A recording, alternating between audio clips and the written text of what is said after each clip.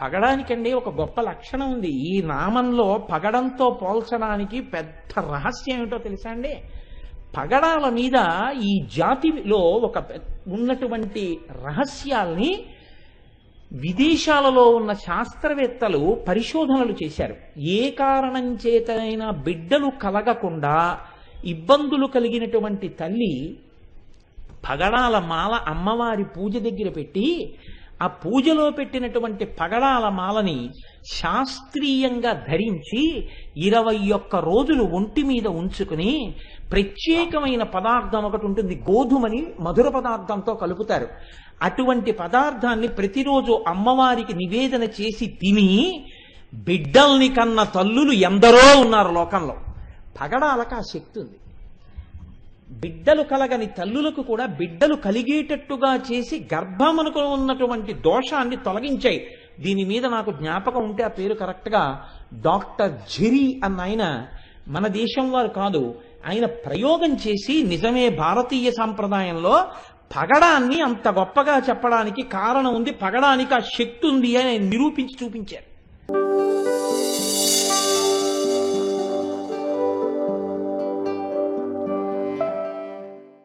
ఇవాళ మనం నవవిద్రుమ బింబ శ్రీన్యక్కారి రదనచ్చద, ఇది కూడా 16 అక్షరాల నామం, మధ్యలో ఎక్కడ విరవకూడదు దాన్ని.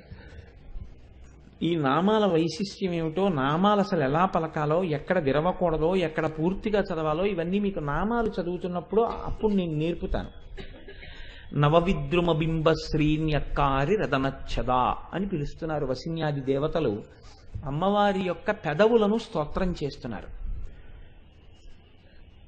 అసలు శాస్త్రంలో ఏమిటి అంటే ఆడదాని పెదవుల గురించి మాటలే మాట్లాడకూడదు.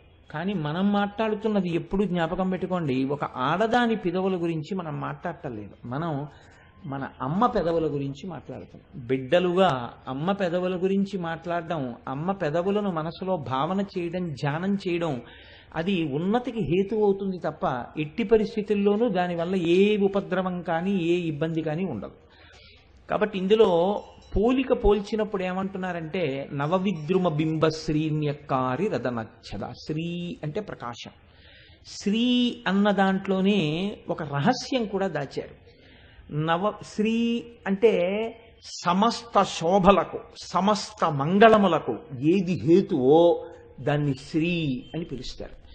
శ్రీకారం పడింది అంటే గుర్తేమిటంటే సమస్త శోభనములకు, సమస్త మంగళములకు అది ఆలవాలము అని గుర్తు. ఇప్పుడు కేవలము కాంతి కాదు, అది సమస్త మంగళములకు గుర్తయ్యున్నది. ఆ పెదవుల యొక్క కాంతి ఎలా ఉంది అంటే నవవిద్రుమ బింబ, నవవిద్రుమ బింబ. నవవిద్రుమము అంటే, విద్రుమము అంటే పగడం. పగడాన్ని అది మామూలుగా మసకబారిపోయినా లేకపోతే సాన పట్టకపోయినా దానిలో ఉండేటటువంటి ఎరుపు శోభించదు.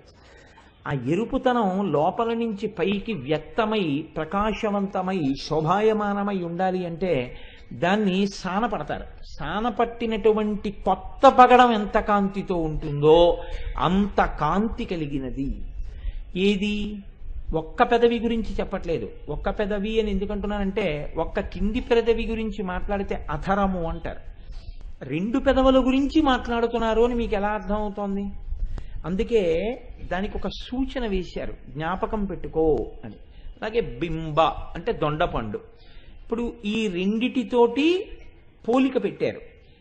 అమ్మవారి పెదవులు నవవిద్రుమ పగడము చేత, బింబ దొండపండు చేత, శ్రీ కాంతిని, నవవిద్రుమ బింబ శ్రీన్యక్కారి అంటే తొలగతోయగలిగిన, ఓడించగలిగిన రదనచ్చద. రదనచ్చద అంటే సంస్కృతంలో తెర అని అర్థం. లోపలి వస్తువు కనపడకుండా పైన పట్టినటువంటి తెరకి రదనచ్చద అంటారు.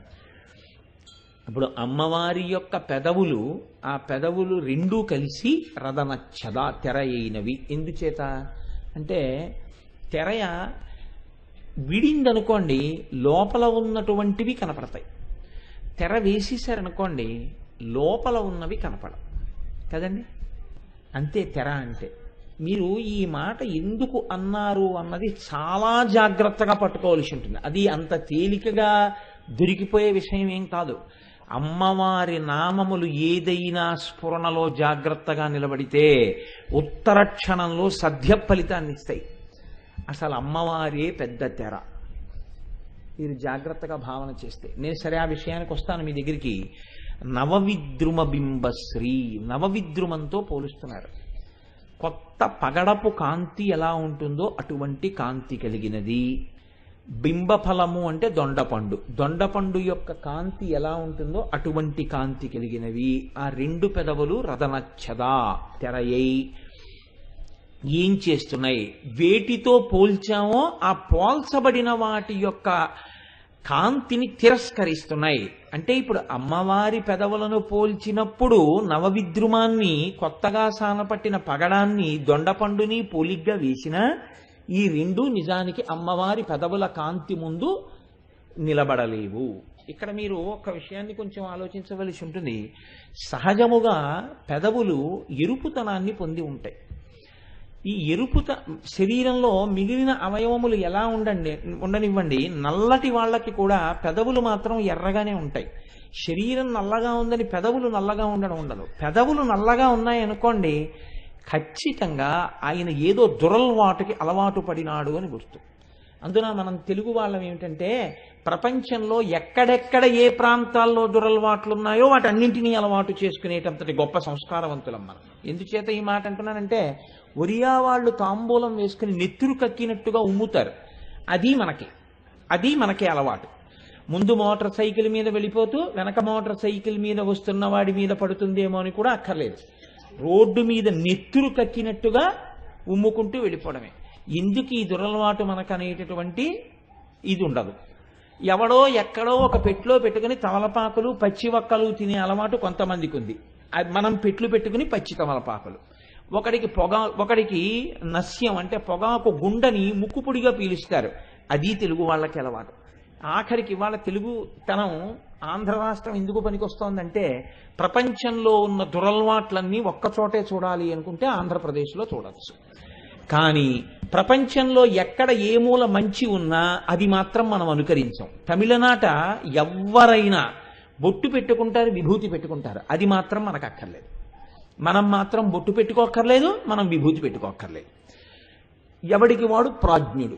ఈ స్థితిని మనం పొంది ఉంటాం. మనకి మంచి లక్షణాలు అలవాట్లో లేవు. దుర్లక్షణాలు ఎక్కడ ఏ ఉన్నాయో వాటన్నింటినీ తెచ్చిపెట్టుకోవడం మనకు అలవాటు అయిపోయింది.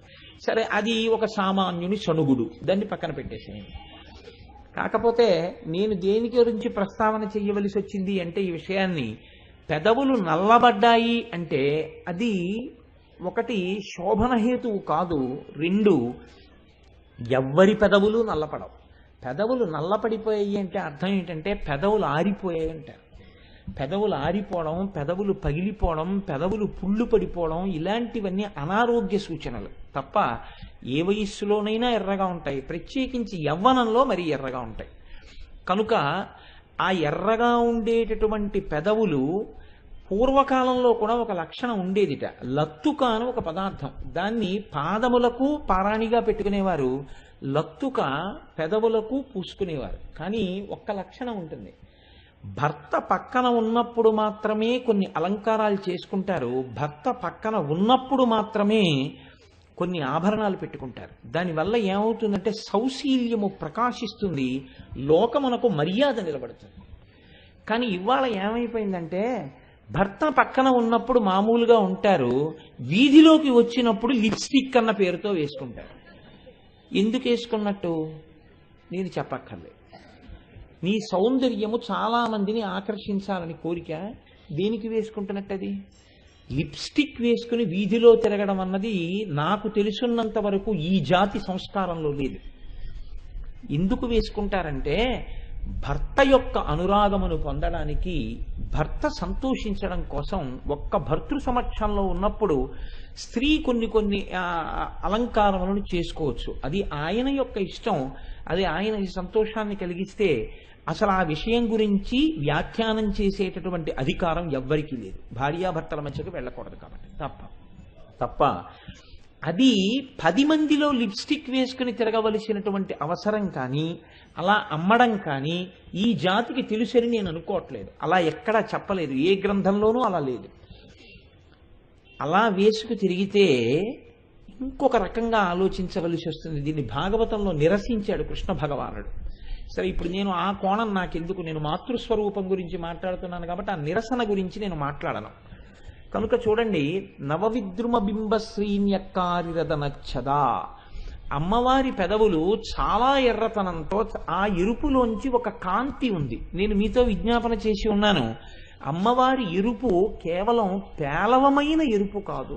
ఎందుచేత అంటే కొన్ని కొన్ని ఎరుపులు ఉంటాయి, ఆ ఎరుపు చూడగానే జుగుప్స కల్పిస్తుంది, అబ్బా అనిపిస్తుంది, కానీ మీకు శోభస్కరంగా ఉండదు. ఒక వ్రణం, ఒక కురుపు చాలా ఎర్రగా ఉందనుకోండి, అది ఎంత సూర్యకిరణాలు పడి మిరిసిపోతున్నా ఇది కురుపులా ఉంది అని ఎవరందరూ, ఎందుకు అది హీనోపమానం, దాని యందు ప్రకాశం ఉండదు, దాని యందు బాధ ఉంటుంది. అమ్మవారి పెదవులను పోల్చేటప్పుడు చాలా గొప్ప మాట అంటున్నారు, శ్రీ, ఆ శోభ ఎటువంటి శోభ, ఎటువంటి కాంతి ఆ కాంతి అంటే దొండపండు యొక్క కాంతిని, నవవిద్రుమము యొక్క కాంతిని తిరస్కరించగలిగినది. ఇక్కడ మీరు ఒక్క విషయాన్ని ఆలోచించండి, అమ్మవారు నిత్య యవ్వన కాబట్టి ఆవిడ పెదవులు ఎప్పుడూ అలా ఎర్రగా ఉండడంలో పెద్ద ఆశ్చర్యం ఏం లేదు. రదనచ్చదా, ఆ పెదవులు మూసుకుని ఉన్నాయి అంటే ఇప్పుడు పెదవులు విప్పితే ఏమవుతుందన్న విషయం మీకు చెప్పట్లేదని గుర్తు కదండి. పెదవులు ఇలా విచ్చుకునున్న రెండు పెదవులు కనపడతాయి, కానీ అలా విచ్చుకుని ఉంటే రెండు పెదవులే కనపడతాయంటే తప్పు, ఇంకా కనపడతాయి కొన్ని. కాబట్టి వాళ్ళు ఏది మాట్లాడుతున్నారు అంటే మీరు చాలా జాగ్రత్తగా దాన్ని ధ్యానం చేస్తే ఆ నామాన్ని అని కూర్చున్న అమ్మవారి గురించి మాట్లాడుతున్నారు. ఆ నోరు విప్పలేదు ఆవిడ, విప్పకుండా కూర్చుంది. అలా విప్పకుండా కూర్చున్నటువంటి అమ్మవారు ఎవరున్నారో ఆ తల్లి యొక్క పెదవులు రదనచ్చదా, తెరవలే ఉన్నవి. ఇప్పుడు ఈ తెర ఉంటే ఏమైంది, వెనక ఏముందో మీకు తెలియదు. తెర అన్నది దేనికి ఉపయోగపడుతుందంటే వెనక ఉన్నటువంటి వస్తువుని తెలియచేయకుండా ఉంచేదాన్ని తెర అంటారు. అసలు అద్వైత సంప్రదాయంలో అమ్మవారే ఒక పెద్ద తెర. అంటే శ్రీ విద్యా సంప్రదాయమునందు ఆవిడ మహారాజ్ఞి, పరిపాలకురాలు, ఆవిడ మోక్షాన్ని ఇవ్వగలదు. అద్వైత సంప్రదాయమునందు అమ్మవారిని మాయాశక్తిగా చెప్తారు. దానివల్ల వచ్చేటటువంటి దోషము లేదు, దానివల్ల అమ్మవారిని తక్కువ చేసినట్టు కాదు. ఆ మాయ పరబ్రహ్మము యొక్క శక్తి. ఈ మాయ అన్నది అమ్మవారు ఏం చేస్తుంది అంటే చాలా గమ్మత్తుగా ఉంటుంది. అమ్మవారు వేసేటటువంటి మాయా అనబడేటటువంటి అవనిక తెర వల్ల మీకు ఒక నష్టం కలుగుతూ ఉంటుంది. ఏమిటా నష్టం అంటే శివదర్శనం కలగదు, అంటే ఆత్మదర్శనం అవదు, ఈశ్వర దర్శనం అవదు. ఎప్పుడూ బహిర్ముఖంగా తిరుగుతూ ఉంటాడు, ఎప్పుడు ఇంద్రియముల చేత సుఖములను అనుభవిస్తూ ఉంటాడు. అందుకే అమ్మవారి యొక్క మూర్తి చాలా గమ్మత్తయింది. ఎందుకో తెలుసా అండి? సింధూరారుణ విగ్రహం త్రినయనాం మాణిక్య మౌళి స్ఫురత్తారానాయక శేఖరాం స్మితముఖీం ఆపీనవక్షోరుహాం. ఇవి ఆవిడ మహారాజ్ఞీతత్వాన్ని, ఆవిడ యొక్క అమ్మతనాన్ని చెప్తాయి. ఇది తారానాయక శేఖరాం స్మితముఖీం ఆపీనవక్షోరుహాం వరకు. కానీ పాణిభ్యాం అలిపూర్ణరత్న చషకం ఇక్కడొచ్చింది. అమ్మవారు చేతిలో ఒక బంగారు పాత్ర పట్టుకుంది. ఇప్పుడు ఈ బంగారు పాత్రలో ఏముంది? అందులో తేనె ఉంది అనుకోండి, సమయాచారాన్ని బట్టి తేనె ఉంది. ఆ తేనె కోసం గండు తుమ్మెదలు మూగుతున్నాయి. ఆవిడ ఒక చేతిలో తామర పువ్వు పట్టుకుంది. రత్న ఘటస్థ రక్త చరణాం, ఆ తల్లి ఒక కుండ వంటి ఆకారము కలిగినటువంటి రత్నములతో చేయబడిన పాదపీఠం మీద తన పాదాలు పెట్టింది. ఇప్పుడు ఇలా తామర పువ్వుని, ఇలా తేనె పాత్రని పట్టుకుంది. దాని మీద తుమ్మెదలు ముసురుతున్నాయి. ఆవిడ ఏం చేస్తుందంటే, ఈ చేతిలో తామర పువ్వు ఎందుకో తెలుసా అండి?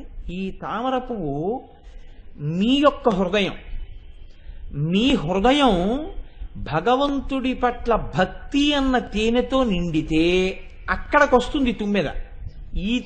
ఇక్కడ ముసిరే తుమ్మెదలు వేరు, పరమేశ్వరుడు అనబడేటటువంటి తుమ్మెద అప్పుడు ఆ పువ్వు దగ్గరికి వస్తుంది. అందుకే ఈశ్వరుడికి ఒక పేరు రసగ్రాహి. రసగ్రాహి అంటే తేనె తాగుతాడు. ఏ తేనె? ఇక్కడ ఉన్న భక్తి తేనె. ఇప్పుడు ఈ హృదయం ఏమవ్వాలి? హృత్పుండరీకం, అది ఒక పద్మం అవ్వాలి. ఆ పద్మములో ఏముండాలి? స్వచ్ఛత ఉండాలి. ఏమిటా స్వచ్ఛత? అంటే అనుష్ఠానమునందు భగవంతుని యందు భక్తి స్పష్టంగా తెలుస్తూ ఉండాలి. ఈ భక్తితో ఉండడం పువ్వు యొక్క స్వచ్ఛత, దీనికి సుగంధం ఉండాలి. ఈ సుగంధము ఒక్క పూజామందిరంలో ఈశ్వరుణ్ణి చూడడం కాదు, అంతటా భగవద్ దర్శనం కోసం వెంపర్లాట ఉండాలి. ఈ రెండు ఎక్కడుంటాయో అక్కడికి ఆయనే వస్తాడు, సారగ్రాహి వచ్చి ఏం చేస్తాడు, ఆయన ఈ తేనె తాగుతాడు. అందుకే శంకరులు అంటారు, భృంగీచ్ఛా నటనోత్కట కరిమదగ్రాహీ స్ఫురన్మాధవా హ్లాదో నాదయుతో మహాసితవపు పంచేషు నాచాధృత సత్పక్ష సుమనోవనేషు సపున సాక్షాన్ మదీయే మనోరాజీవే భ్రమరాధిపో విహరతాం శ్రీశైలవాసీ విభు అంటారు. మనోరాజీవే భ్రమరాధిపో విహరతాం. మనోరాజీవము అంటే మనస్సనబడేటటువంటి తామర పువ్వు మీద విహరించేటటువంటి గండు తుమ్మెద అన్నారు. భ్రమరాంబ అమ్మవారు, భ్రమరాంబకి మొగుడు భ్రమరాధిపతి గండు తుమ్మెద, మగ తుమ్మెద అవ్వాలి. ఇప్పుడు సారగ్రాహి అయినటువంటి పరమేశ్వరుడు భక్తుడి యొక్క హృదయము మీద తిరుగుతూ ఆ భక్తి అనేటటువంటి తేనె తాగడానికి సిద్ధమై ఉంటాడు.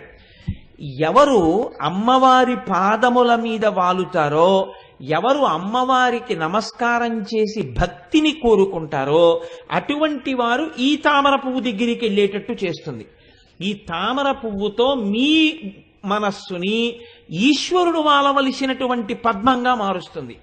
ఎవడు ఇంద్రియ లంపటంతో ఉండి అమ్మవారి పాదముల వంక చూడడో వాడికి తేనె మీద ముసిరేటట్టు చేస్తుంది. అంటే ఆవిడేమనదు, ఇంద్రియ సుఖములను ఇచ్చేస్తుంది. మృత్యు అంటే ఏమిటో తెలుసా అండి? చాలా చమత్కారం. ఇంద్రియ సుఖముల యందు మగ్నుడగుట అంటే మృత్యు అంటే. ఇంద్రియములతో సుఖం అనుభవించడం తప్ప ఎప్పుడూ ఈశ్వరుడి వైపుకి తిరగడం చేత కాదనుకోండి. భగవంతుడి నామం చెప్పడంలో, భగవత్ పూజ చేయడంలో, భగవత్ కథ వినడంలో జీవితం మొత్తం మీద ఒక్కసారి ఈ కన్నులు చెమర్చలేదనుకోండి, ఆ బతుకు కాదు. ఎందుకు చెమర్చవో తెలుసా అండి? ఆర్ద్రత లేదనమాట. అసలు సీతమ్మ తల్లి కథ చెప్పండి, దేవీ భాగవతం చెప్పండి, భాగవతం చెప్పండి, లలితా సహస్రం చెప్పండి, వాడికి అది ఎందుకు పనికి వస్తుందంటే వాడికి కాసేపు కాలక్షేపానికి కూర్చుంటే తప్ప ఆర్ద్రత లేదు. ఆ మనస్సు కదలదు, ఆ మనస్సు సంతోషాన్ని పొందదు. ఎక్కడ మనస్సు కదిలిపోతుందో, ఎక్కడ ఆ ఈశ్వరుడు యొక్క వైభవం వినడం చేత గొప్ప ఆనందం కలిగి కన్నుల వెంట నీరు కారుతుందో, వినగా వినగా వెళ్ళి భగవంతుడి పాదముల మీద ఒక పువ్వు వేసేటప్పుడు, ఒక శ్లోకం చదివేటప్పుడు ఆనందం చేత కన్నులు చెమరుస్తాయో, ఎవడి కన్నులు చెమర్చడం నేర్చుకున్నాయో ఈశ్వరుడి యొక్క గొప్పతనానికి, భక్తుడి యొక్క గొప్పతనానికి, ఆ హృదయము రసాస్వాదనమునకు ఈశ్వరుడికి సిద్ధమైన వస్తువై ఉన్నది. మీ కన్నులు ఎప్పుడైనా అలా చెమర్చాయా? అందుకే మీ ఏడుపు మీకు అగ్ని పరీక్ష. ఎన్నింటికి ఏడుస్తాం అక్కర్లేని వాటికి. ఒక్కసారి ఎప్పుడైనా ఈశ్వరుడి విషయంలో ఆనంద భాష్పాలు కారాయా? ఎప్పుడైనా ఒక్కసారి కళ్ళు చెమర్చాయా? ఒక్కసారి ఎప్పుడైనా రామాయణం చదువుతుంటే ఆ రామచంద్రమూర్తి యొక్క ధర్మనిరతి గురించి చదివి నీ కళ్ళు తడిసిన సందర్భం ఉందా? నీ జీవితం మొత్తం మీద ఎప్పుడైనా ఈ పుస్తకంలో ఈ ఘట్టం చదివితే నా మనసు నిండిపోతుందండి అని నువ్వు ఆ పుస్తకం తీయగానే అట్టపక్కన పేజీ నెంబర్ వేసి నువ్వు మళ్ళీ ఒకసారి అది చదివగానే నీ మనస్సులో ఒక్కసారి కళ్ళు మూసుకుంటే ఆ సందర్భం ద్యోతకమై అబ్బా ఏమి మహాపురుషుడు అని నీ మనసు కదిలిపోయి నీ కళ్ళు తడిసిన సందర్భం జీవితంలో ఎప్పుడైనా ఉందా? ఎప్పుడూ వస్తువుల గురించే ఏడిచావా? దీనికి ట్రైనింగ్ ఎవ్వరూ ఇవ్వలేదు నీకు ఏడవమని. పుట్టుక ఏడుపు, చావు ఏడుపు, రెండిటి మధ్య ఉంచుకున్నది ఏడుపే తప్ప నీకు ఏడుపుతో పుట్టినవాడివి ఏడవకుండా నవ్వుతూ వెళ్ళిపోగలిగినటువంటి స్థితి కోసం బోధంతా వచ్చింది. ఇది నేను కాదు, నేను ఆత్మని అని తెలుసుకుని పరమ సంతోషంగా చిరునవ్వుతో ఈ శరీరాన్ని కట్టిన బట్ట విప్పినంత తేలికగా ఈ శరీరాన్ని విడిచిపెట్టగలిగినటువంటి జ్ఞానసిద్ధి కొరకు, అంతటి భక్తి కొరకు నువ్వు ఆ బోధని విని లోపల జీర్ణం చేసుకుంటున్నావా? అలా కాకపోతే బతుకంత ఏడుపే. పుట్టినప్పుడు ఏడిచావు, వెళ్ళిపోయినప్పుడు ఏడిచావు, నిన్ను తలుచుకుని ఏడిచే రోజంటూ ఉంటే మీరు చూడండి, లోకంలో అన్నిటి కోసము ఏడిచి ఏడిచి ఏడిచి ఏడిచి బతికిన వాడి కోసం ఏడిచే వాళ్ళు 5-6 రోజులే ఉంటారు. నేను ఈ మాట ఎందుకంటున్నానో తెలుసా అండి? గరుడ పురాణాన్ని ఆధారం చేసి చెప్తున్నాను. జీవుణ్ణి తీసుకెళ్లరు, పైన నించోబెడతారు. చూడవాయా, ఏమిటి అంత బాధపడిపోతున్నావు రావడానికి? మేమేం బలవంతంగా తీసుకెళ్ళాం, చూడొచ్చు, నువ్వు 11 రోజులు నిన్ను అనుమతిస్తా ఉంటారు. నించుంటాడు జీవుడు, వాడు చూసుకుంటాడు వాడి దేహాన్ని. తన శరీరం కట్టెలలో కాలుతుండగా చూస్తాడు. అరే, దీనికి కదురా ఇన్ని ఫెయిల్ అండ్ లవ్లీలు రాశాను, ఇంత పౌడర్ రాశాను, దీనికి కదా ఇంత అన్నం పెట్టాను, దీనికి కదా ఇన్ని పంచెలు కట్టాను, ఇది ఎంత నిర్దాక్షిణ్యంగా కాలిపోతోందిరా అని తెల్లబోతాడు. అది కాలి బూది అయిపోతుంది. కొడుకు మొదటి రోజు ఏడుస్తూ కూర్చుంటాడు. 2 రోజులు అవుతుంది, 3 రోజులు అవుతుంది. 4వ రోజున కొద్దిగా దుఃఖం ఉపశమించిన తర్వాత అయిన వాళ్ళు వచ్చి ఒకసారి బీరువా తీద్దామంటారు. బీరువా తీసిన తర్వాత దేవాలయాలకన్నిటికీ దానం చేసిన రసీదులే కనపడ్డాయనుకోండి. అందులో ఆయన సొమ్మేం పోయిందయా, ఇచ్చేశాడు, మీరు ఎలా పోతే ఆయనకి ఎందుకంటారు. చాలా నిర్దాక్షిణ్యంగా ఉంటుందండి. మీకు తెలియని విషయాలు కావు. ఎంత అదృష్టవంతుడివయా, అటువంటి వాడికి కొడుకువయ్యావు అనేవాడు ఉండడు లోకంలో. మీరు ఎంత చెయ్యండి, ఎంత ఇవ్వండి, ఇంకా ఇవ్వలేదని ఏడిచేవాళ్లే ఉంటారు దేహబంధువులు. ఇటువంటి తండ్రికి నేను కొడుకుననేవాడు ఎక్కడో ఉంటాడు. 11 రూపాయలతో గోదానం చేసేవాడే కానీ నిజంగా ఆవును తెచ్చి దానం చేసేవాళ్ళే లేరు. 9 రోజులు అవుతుంది, 10 రోజులు అవుతుంది. వీడంటాడు, నేను ఎన్ని కుటుంబాలు చూశానో. కర్త ఉప్పు కారాలు బాగా తక్కువగా ఉన్నటువంటి పదార్థాన్ని తిని తల్లిదండ్రుల యొక్క యశస్సుని స్మరణ చెయ్యాలి. 4 రోజులు అయిపోగానే అంటారు, అబ్బా ఎన్నాళ్ళు ఈ దిక్కుమాలను అలా తినలేక చేస్తున్నాం, పర్వాలేదు, ఏం పర్వాలేదు, కాస్త సాంబార్ పెడదు అంటాడు. లేకపోతే అదేంటి 4 వడలు తగలాయి అంటాడు. ఎంత బాధ అంటే ఇంకా ఎప్పుడిప్పుడు 11వ రోజు వస్తుందా అని చూసి అవతల లీవు దొరకట్లేదు, ఈ గోవలోటి 11 రోజులు అని చెప్పేసి అక్కడికి వెళ్ళలేకపోయాను, ఇక్కడికి వెళ్ళలేకపోయానని ఏడిచి 11 రోజులు అయిపోగానే 11వ రోజు సంతర్పణ అవుతుంటే బావమరుదులు వచ్చి బట్టలు పెట్టేస్తారు. పెట్టి, ఆ బావా ఎన్నాళ్ళు ఇలా ఏడుస్తూ కూర్చుంటావు, చక్కగా నువ్వు ఇంకా ఉత్తరీయాన్ని కుడి భుజం మించి ఎడం భుజం మీదకి మార్చు, ఇక యజ్ఞోపవీతాన్ని అపసవ్యం చేయడం మానేసి కొత్త యజ్ఞోపవీతం వేసేసుకుని ఇంకిక్కడి నుంచి భోగం అనుభవించంటారు. అంటే ఆయన ఏం చేస్తాడంటే మామూలుగా వండుకు తినేస్తుంటాడు, సిద్ధపడిపోతాడు. అప్పుడు వీడు చూస్తాడు పైనుంచి, వీడి కోసం నేను ఇంత కష్టపడింది. వీడు తిథి కూడా ఇక జ్ఞాపకం పెట్టుకునేటట్టు లేడు, వీడు చేసింది ఏమీ లేదు నా కోసం. వీడు 11 రోజులకి ఇంత బాధపడిపోతున్నాడు. వీడి కోసం నా జీవితం అంతా వదిలిపెట్టేశాను, అలా కాలిపోయింది. ఇప్పుడు ఇక నేను చేసేదేముంది, శరీరం లేదు, ఎటు పోవాలో అటు పోవడమే అంతే. కాబట్టి ఇప్పుడు వాళ్ళతో అంటాడు, పదండి వచ్చేస్తున్నానంటే. ఇంకెందుకు నమ్ముకుని అక్కడ ఏం చేస్తాను, వాడు సినిమాకి వెళ్ళిపోతాడు, షికారుకి వెళ్ళిపోతాడు, ఇంకెందుకు అక్కడ, ఇప్పుడు పోతానంటాడు. ఇది లోకానికి ఉండేటటువంటి లక్షణం. ఏడుస్తూ పుట్టి ఏడుస్తూ పోయి నువ్వేం సాధించావు?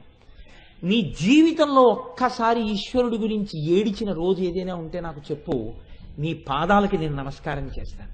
ఎందుకనంటే వాడు మహాత్ముడు. భగవంతుడు గుండెల్లో కదలడం వల్ల ఈశ్వర ప్రసాదాన్ని చేతిలో పట్టుకున్నప్పుడు, ఒక క్షేత్రం జ్ఞాపకానికి వచ్చినప్పుడు, ఒక మహాపురుషుడు స్మృతిలో కదిలినప్పుడు, అబ్బా ఏమి జీవితాలు అనిపించి గుండెలు కదిలిపోయి 4 మాటలు చెప్పలేక నీ కళ్ళు తడి పొందితే అప్పుడు చెప్పు, నీ పాదాలకి నా శిరస్సు తాటించి నమస్కరిస్తాను. ఇన్నింటికో ఏడిచావు ఈశ్వరుడి గురించి ఒక్కరోజు అంతర్విచారణ చేసుకుంటే నిజమే. నేను ఒక చంద్రశేఖర పరమాచార్య స్వామి వారి గురించి ఏడ్చిన రోజు లేదు నా జీవితంలో. భగవాన్ రమణుల గురించి నేను ఏడిచిన రోజు లేదు నా జీవితంలో. ఒక చంద్రశేఖర భారతీ స్వామి వారి గురించి నా కన్నులు తడి అయిన సందర్భం లేదు నా జీవితంలో. నేను ఈశ్వర పూజ చేసి కోరికలు అడిగిందే కానీ ఈశ్వరుడి పట్ల కృతజ్ఞతతో నా కన్నులు నిండిపోయిన రోజు లేదు నా జీవితంలో. ఇంత ముసలివాడైపోయి మనవడు పంచె పట్టుకొస్తే పొంగిపోయి కళ్ళు తుడుచుకుంటాడండి తాతగారు. ఇన్నిచ్చిన ఈశ్వరుడికి మర్యాదతో కళ్ళు తుడుచుకున్న తాతనొకడిని నాకు చూపించండి అంటే, నేను ఈ మాట ఎందుకంటున్నానంటే, నన్ను దృష్టిలో పెట్టుకుని మీ కళ్ళు ప్రతి క్షణం చవరించే కళ్ళు, మీరు ప్రాజ్ఞులు, మహాభక్తులు, మిమ్మల్ని ఉద్దేశించి కాదు నేను అంటున్నది. కనుక దీన్ని కన్నులు చెమర్చగలిగినటువంటి లక్షణం ఏదైనా ఉంటే అది ఆర్ద్రత, అది భక్తి, అది తేనెతో నిండినటువంటి మనస్సు. ఇప్పుడు అక్కడికి ఎవరు వస్తారంటే రసగ్రాహి అయిన ఈశ్వరుడు వస్తాడు. వచ్చి ఆ తేనె తాగుతాడు, ఆ పువ్వులో పడుకుంటాడు ఆయన. ఆ హృదయం సామాన్యమైంది కాదు, అది నడిచే దేవాలయం. ఆ శరీరం అది నిరంతర పూజా మందిరం. అక్కడ ఊపిరి యందు ఈశ్వరోపాసనం జరుగుతూ ఉంటుంది. కాబట్టి నేను ఈ మాట ఎందుకన్నాను మీతో అంటే, అలిపూర్ణరత్న చషకం రక్తోత్పలం బిభ్రతీం, ఇటు రక్తోత్పలం పట్టుకుంది, ఇటు అలిపూర్ణరత్న చషకం, ఇటు తేనె పాత్ర పట్టుకుంది. ఇలా ఏడిచేవాడు ఎవడైనా ఉన్నాడా చూస్తుంది. అమ్మ అంటే ఇంతే, నీ ఏడుపుని బట్టి నీకు ఇవ్వగలిగినది. ఏడిస్తే చులకన చేస్తారు మిగిలిన వాళ్ళు. ఆయన పాపం కళ్ళమ్మని నీళ్లు పెట్టుకున్నారండి అని 10 మంది చెప్పుకుంటారు. కళ్ళమ్మని నీళ్లు పెట్టుకున్నాడు అని అనకుండా కళ్ళ నీళ్లు పెట్టుకున్నప్పుడల్లా మీ కోరిక తీర్చింది లోకంలో ఎవరైనా ఉంటే అమ్మొక్కతే. చిన్నప్పుడు వీడు ఏడిచాడండి అని ఎవరికీ చెప్పదు, వాడు ఏడవగానే నేను వాడికి పాలు ఇవ్వలేకపోయానని ఏడుస్తుందమ్మ. మీరు చూడండి, కావాలంటే పిల్లాడు చాలాసేపు గుక్క పట్టి ఏడిచి ఏడిచి ఏడుస్తుంటే అమ్మ ఎక్కడో పొరుగింటమ్మతో కబుర్లు చెప్తోంది అనుకోండి, పొరుగింటమ్మతో కబుర్లు చెప్పి చెప్పి చెప్పి చెప్పి లోపలికి వచ్చి చూసేటప్పటికి పిల్లవాడిని గండు చీమ ఏదో పట్టుకుని కరిచేస్తుంటే వాడు చిన్ని చేతులతో తీసుకోలేక దద్దురిక్కిపోయి ఏడుస్తుంటే లోపలికొచ్చి చూసి ఎర్రపడిపోయిన కళ్ళతో వాడు వెక్కి వెక్కి ఏడిస్తే అమ్మ వచ్చి ఆ చీమను తీసేసి దద్దురిక్కిన చోటు చూడగానే అమ్మ ఏడుస్తుంది. ఎందుకో తెలుసా అండి, వీడు ఏడిచాడని వీధిలో వాళ్ళకి చెప్పదు, వీడి ఇంత ఏడ్చే వరకు నేను ఆదమరిచి ఉన్నానని ఏడుస్తుంది. అది అమ్మతనం రా. కూర్చున్నది అమ్మ. నువ్వు ఏడవగలవా ఈశ్వరుడి గురించి ఒక్కసారి? నాకు భగవంతుడు కావాలని నువ్వు ఒక్కసారి నీ హృదయము ద్రవించగలదా? ద్రవించగలిగితే చెప్పు, తెరెత్తేసి శివుడిలో కలపడానికి సిద్ధంగా ఉంది ఆవిడ. మాయని పైకెత్తేస్తుంది. ఇంకా నిన్ను ఇంద్రియములతో తిరగవలసిన అవసరం లేకుండా అంతటా ఈశ్వరుణ్ణి చూపిస్తుంది. అప్పుడు నీవు తినడంలో, నీవు అలంకరించుకోవడంలో, నీవు బాగుపడడంలో నీకు తృప్తి లేదు. 10 మంది తినడంలో, 10 మంది సంతోషంగా ఉండడంలో నీకు సంతోషం ఉంటుంది. అంతే తేడా.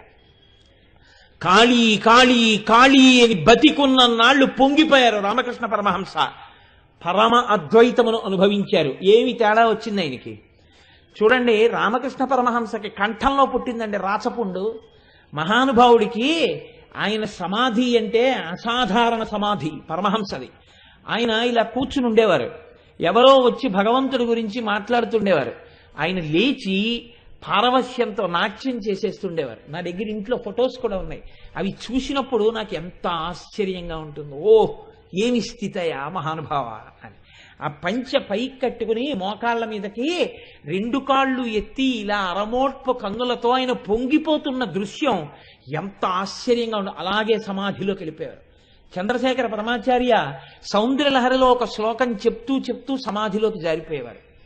జారిపోయి మళ్ళీ బహిర్ముఖులు అవుతుండేవారు. అయి మళ్ళీ 4 మాటలు చెప్తుండేవారు. వెంట వెంటనే నిద్రలోకి జారిపోయినట్టు సమాధిలోకి వెళ్ళిపోతుండేవారు. కాబట్టి మహాపురుషులైనటువంటి వారు అటువంటి ఆనందావస్థను పొందుతుంటారు. ఇందులో మీరు చూడండి, రామకృష్ణ పరమహంసకి కంఠంలో రాచపుండు పుడితే మాటలు కాదండి, మాట మాట్లాడడం కూడా కష్టం. మాట మాట్లాడితే రాచపుండు కదిలి నెత్తురు పెదవుల నుంచి కారేది. అటువంటి స్థితిలో వివేకానందుడు అన్నాడు, మీరు ఖాళీ ఖాళీ అంటే అమ్మవారు మీతో మాట్లాడుతుంది. మీరు వెళ్ళి అమ్మా ఇంత అన్నం తినలేకపోతున్నానమ్మా, ఈ రాచపుండు తీసేయి అని అడిగితే తీయదా అని అడిగారు. అమ్మ తీయదంటారా? అమ్మ తీస్తుందంటారా? అమ్మ తీస్తుంది అంటే ఎప్పుడు తీస్తుంది తను అడిగితే? అంత హేయంగా శరీరం మీద మమకారం ఉంటే కదా ఆయనకి. అది ఎప్పుడో నశించిపోయింది. పైన ఉన్న తిత్తి గురించి ఆయనకి సంబంధం లేదు, లోపల ఉన్న ఆత్మతో ఆయన అనుసంధానమై ఉన్నారు. తిత్తి ఎలా పోతే ఆయనకి ఎందుకు? బట్ట చిరిగిపోయిందని బాధ లేదు, శరీరం కాపాడబడిందని సంతోషం. అలా శరీరం పోతోందని బాధ లేదు, ఆత్మ తెలిసిందని, ఆత్మయందు మగ్నమయ్యానని ఆత్మగా నిలబడి ఆయన ఉన్నారు. ఆయన ఏమీ అనలేదు. అప్పుడు కూడా ఆయన గురుత్వం చూడండి, ఇది గురువు అంటే. అందుకే భగవాన్ రమణులు ఒక మాట అంటారు, గురువు అనగా ఎవరు? ఆత్మని అనుభవించినటువంటి గురువు ఎలా ఉంటాడు అంటే ఆయన అన్నారు, చెరుకు కర్రని కత్తితో నరికితే, కత్తిని నాలికతో నాకితే తీయగా ఉంటుంది. ఎవరు? నరికిన కత్తి. చెరుకు కర్రని మరలో పెట్టి తిప్పితే, మరని నాకితే మర తీయగా ఉంటుంది. చెరుకు కర్రని పళ్ళ మధ్య పెట్టి నవిలితే నవిలిన పళ్ళు తీపెక్కుతాయి. పిప్పైపోయిన చెరుకు పక్కన పడిపోవచ్చేమో కానీ తీపినివ్వడం మాత్రం వదిలిపెట్టలేదు. అలాగే కష్టం వచ్చినా సుఖం వచ్చినా, పుండు పుట్టినా ఆరోగ్యంగా ఉన్నా, ఆ సుఖంగా ఉన్నా దుఃఖంగా ఉన్నా ఈశ్వరుడి పాదములను లోపల స్మరించకుండా ఉండలేని వాడెవడున్నాడో వాడు గురువు, వాడు భక్తి తత్పరుడు, వాడు రసహృదయం ఉన్నవాడు. వాడు మాత్రమే తాను అనుభవించగలడు, వేరొకడికి బోధించగలడు. లేనివాడు తానే అనుభవించవని వాడు వేరొకరికి ఏం బోధ చేస్తాడు, ఎవరిని గట్టెక్కిస్తాడు.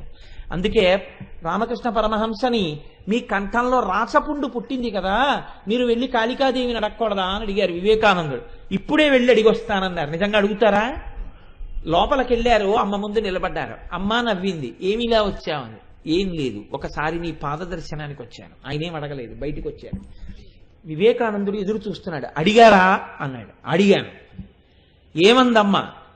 ఇన్ని కంఠాలతో తింటున్నది నువ్వు కాదా అని అడిగింది అన్నారు. అప్పుడు కూడా రమణులు చెప్పింది మహానుభావుడు ఎంత గొప్ప మాట చెప్పారండి. మరలో తిరుగుతున్న చెరుకు కర్రై తీపిని అందించింది. కంఠమునందు రాచపుండుండి మాట్లాడితే నెత్తురు పడే వ్యక్తి అప్పుడు కూడా శిష్యుణ్ణి ఉద్ధరించే మాటలే మాట్లాడారు. ఇన్ని కంఠములతో తింటున్నది నువ్వు కాదా? నేను తింటేనే తిన్నదా? ఎవరు తిన్నా ఆ లోపల ఉన్న ఈశ్వరుడు తింటున్నాడు. ఈ స్థాయికి వెళ్ళిపోయారు పరమహంస. అందుకే ఆయన్ని పరమహంస అన్నారు. అటువంటి వారు ఉంటారు. వారు సనాతన ధర్మములకు గొడుగు. ఆయన ఈ ధర్మాన్ని నిలబెట్టారు. అటువంటి మహాపురుషులు లేనినాడు, ధర్మము ఆచరణాత్మకం కానినాడు, అనుష్ఠాన పర్యంతంలోకి రానినాడు ఎన్ని ప్రసంగాలు చేసినా, ఎన్ని మాటలు చెప్పినా అది శుష్క వేదాంతం అవుతుంది తప్ప తన అనుష్ఠానానికి తన ఆచరణకే పనికిరానిది ఇతరులకు చెప్పడానికి అధికారం ఏముంటుంది? అందుకనే ముందు తాను అనుభవించాలి, తాను అనుష్ఠించాలి, తాను ఆ సంతోషాన్ని పొందాలి. పొందితే తప్ప ఇతరులకి చెప్పడానికి తనకు అధికారాన్ని ఉండదు. అందుకే పరమహంస అంటారు, శిథిల దేవాలయమునందు శంఖమూదకు అన్నారు ఆయన. శిథిలమైపోయినటువంటి దేవాలయం, దాంట్లో పూజ లేదు. అక్కడికి వెళ్ళి శంఖం ఊదావు నువ్వు. ఊదితే ఆ శంఖనాదం విని గుళ్ళో పూజ అవుతోందని అందరూ వచ్చారు. నిన్ను చూసి గుళ్ళోకి వెళ్ళారు, అది అలాగే ఉంది బూజులు పట్టి. ధూర్తుడా, ఎంత పని చేశావురా? పూజ లేని గుడికి శంఖం ఊదావు. మేము ఏమిటి గుడికి పునఃప్రతిష్ఠ అయిందా అని వచ్చాం అని వెళ్ళిపోయారు. శంఖం ఊదిన వాడు నిందింపబడ్డాడు. నీది శిథిల దేవాలయం, నువ్వే దీన్ని బాగు చేసుకోలేదు. నీలో ఉన్న శివుడికే పూజ లేదు, నీలో ఉన్న పరమాత్మకి అభిషేకం లేదు, నీకే భక్తి లేదు, నీ హృదయమే రసగ్రాహిని పిలవలేదు. నువ్వు ఎవరి కోసం శంఖం ఊస్తావు? ముందు నీ ఇల్లు చక్కదిద్దు, నువ్వు అనుష్ఠించు, నువ్వు ప్రవర్తించు, నువ్వు ధర్మాన్ని పాటించు. ఆ తర్వాత 10 మందికి చెప్పు. అప్పుడు నువ్వు సరి అయిన దేవాలయ ముఖమంటపంలో నుంచి శంఖం ఊదిన వాడివవుతావు. కాబట్టి విన్నవాడికి ఎక్కువ మర్యాద, చెప్పేవాడికి ఎక్కువ మర్యాద దేనికి ఇస్తారు? ఆయన అనుష్ఠించి ఉన్నాడని మర్యాద. మీ అందరూ ఇంతమంది కింద కూర్చున్నారు, మీ అందరూ నాకన్నా అధికులే. మీరు ఎందుకు కింద కూర్చుని నాకు ఇంత వేదిక వేశారు అంటే మీకు ఒక నమ్మకం. నేను చెప్తున్నది నేను నమ్మానని, నేను లోపల చాలా సంతోషించి పొంగిపోతూ మీకు చెప్తున్నానని మీరు నమ్ముతున్నారు. మీరు నమ్మడానికి కనీసం అనుష్ఠించడం మాట దేవుడెరుగు. నాకు ఆ నమ్మకమే లేకుండా పుస్తకం పెట్టుకుని నేను చెప్తే లోపల నమ్మకం లేని పలుకులు నేను నా పెదవుల మించి పలికితే ఎవరిని ఉద్ధరించడానికి ఆ పలుకులు? నాకన్నా డబ్బుల కోసం నటించినటువంటి నటుడు కొన్ని కోట్ల రెట్లు యోగ్యుడవుతాడు. అటువంటి నట సార్వభౌముల కన్నా నీ పెద్ద నట సార్వభౌముని అవుతానప్పుడు, అంత పెద్ద నటరత్నాల కన్నా నేను పెద్ద నటరత్ననవుతానప్పుడు, నట సామ్రాట్టుల కన్నా నేను నట సామ్రాట్టునవుతానప్పుడు. నువ్వు నటించిన నటన చేత పాడైపోతావు. ఎందుకు వచ్చింది? నువ్వు అనుష్ఠించు. నువ్వు ముందు ఇక్కడ విశ్వాసం పెట్టుకో. నువ్వు విశ్వసించి నమ్మి దృఢదీక్షతో అప్పుడు నువ్వు పలుకు. ఆ పలుకు ఇతరులను ఉద్ధరిస్తుంది అంటారు రామకృష్ణ పరమహంస. కాబట్టి చూడండి, నేను ఎందుకు ఈ మాట చెప్పవలసి వచ్చింది అంటే, ఎక్కడెక్కడ తెర ఎత్తబడినదో అక్కడక్కడ ఆర్తితో కూడిన ఏడుపు ఉన్నది. నాకు భగవంతుడు కావాలని ఏడిచేవాడొకడుంటే అది కూడా చాలా గొప్పగా ఈశ్వరుడి కోసం, ఏ కోరిక లేకుండా, నాకు బట్టల జత కావాలని, మా అబ్బాయికి ఉద్యోగం కావాలని, మా అమ్మాయికి పెళ్ళవ్వాలని ఏడవడం కాదు. ఒక్కసారి ఈశ్వర నా కంటికి కనపడవా అని ఏడిచేవాడుంటే వాడి కోసం శివుడు సిద్ధంగా ఉన్నాడు. అందుకే ఆ మహానుభావుడు ఒక మాట అంటారు, నిన్నే రూపముగా తలంతు మొదలో నీ రూపు మోకాలో స్త్రీ చన్నో కుంచమో మేకపెంటికయో నాకున్ సాకారంబుగా చూపవే చిన్నీరేజ విహారమత్త మధుపా శ్రీకాళహస్తీశ్వర అంటాడు ధూర్జటి. నువ్వు భక్తులను అనుగ్రహించడానికి రకరకాలుగా కనపడ్డావు, ఈ భక్తుణ్ణి కూడా అనుగ్రహించడానికి ఒక్కసారి సాకారంగా కనపడవయ్యా శంకర అని ఏడిచాడు. అంతే. మహానుభావులు చూడండి, కృష్ణదేవరాయల వారి ఆస్థానంలో ఉన్న వాళ్ళు అష్టదిగ్గజాలు ఎన్నో పుస్తకాలు రాశారు. ఏ పుస్తకమైనా దేవాలయాల గోడల మీద నిలబడిందా? శ్రీమదాంధ్ర కవితా పితామహ సర్వతోముఖంక పంకజక్షపాదాంబుజాధీన మానసేందిందిర నందవర పరవంశోత్తం చటకోపతాప ప్రసాదాదిత సాధిత చతుర్విధ కవితామ తల్లి కల్లసాని చొక్కయామాచ్యపుత్ర పెద్దనార్య ప్రణీతంబైన స్వారోచిత మనుసంభవంబను మహాప్రబంధంబు అని రాసుకున్నాడు అలసాని పెద్దనగారు. ఎక్కడ నిలబడింది పెద్దనగారి గ్రంథం? నేను ప్రబంధాన్ని తక్కువ చేసి మాట్లాడటలేదు. ఏ దేవాలయపు గోడల మీద నిలబడింది? అందులో ఎన్ని చమత్కారాలైనా ఉండొచ్చు, ఎంత గొప్ప గొప్ప పద్యాలైనా ఉండొచ్చు. ఒక్క పద్యం చెప్తే అటజని కంచ భూమి సురుడంబర తుంబి శిరస్సరజ్జరీ పటల ముహుర్ముహుర్లుట దభుంగ తరంగ పృదంగ నిస్మన స్ఫుట నటనారు రూప పరిపుల్ల కలాప కలాపిజాలమున్ గటక చరత్కరేణుకర కంపిత సాలము శితశైలమున్.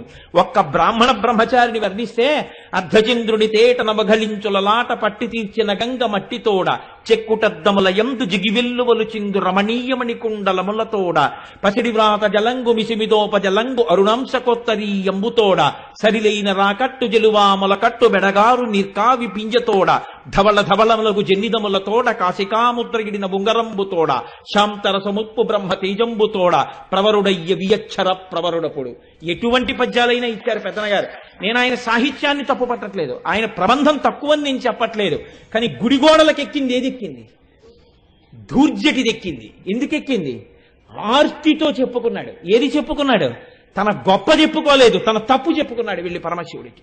రోషీరోయదు కామినీ జనుల తారుణ్యోరు సౌఖ్యంబులన్ బాసీబాయదు పుత్రమిత్రధన సంపద్భ్రాంతి వాంఛాలతల్ కోశీకోయదు నామనంబకట నీకున్ ప్రీతిగా సత్క్రియల్ చేసి చేయదు దీని త్రుళ్ళనచవే శ్రీకాళహస్తీశ్వర అని చెప్పుకున్నాడు. అలా చెప్పుకున్నాడు కాబట్టి నా చదువెందుకయా? ఎందుకొచ్చిన చదువు? పనికిరాని చదువు. నా కవిత్వం కవిత్వమా? నిన్ను చేరుకోవడానికి ఇది ఉపాసన వస్తువు కాకపోతే, నా కవిత్వము నా పాండిత్యము నీ పాదముల ముందు దీపం కాలేకపోతే, నీ దర్శనానికి ఇది హేతువు కాలేకపోతే నా విద్య ఎందుకు పనికొస్తుందయా అన్నారు. బిరుదుల కోసమని చెప్పేసి కవిత్వం చెప్పుకోలేదు ధూర్జటి. అందుకే మహానుభావుడు అంటాడు, ఏ వేదంబు పఠించలు తభుజగంబే శాస్త్రములు సూచతానే విద్యాభ్యాసమునొచ్చే కరి చించే మంత్రమూహించే బోధావిర్భావ నిధానముల్ చదువులయ్యా కాదు మీ పాద సంసేవాసక్తియ కాక జంతు తతికిన్ శ్రీకాళహస్తీశ్వర అంటాడు.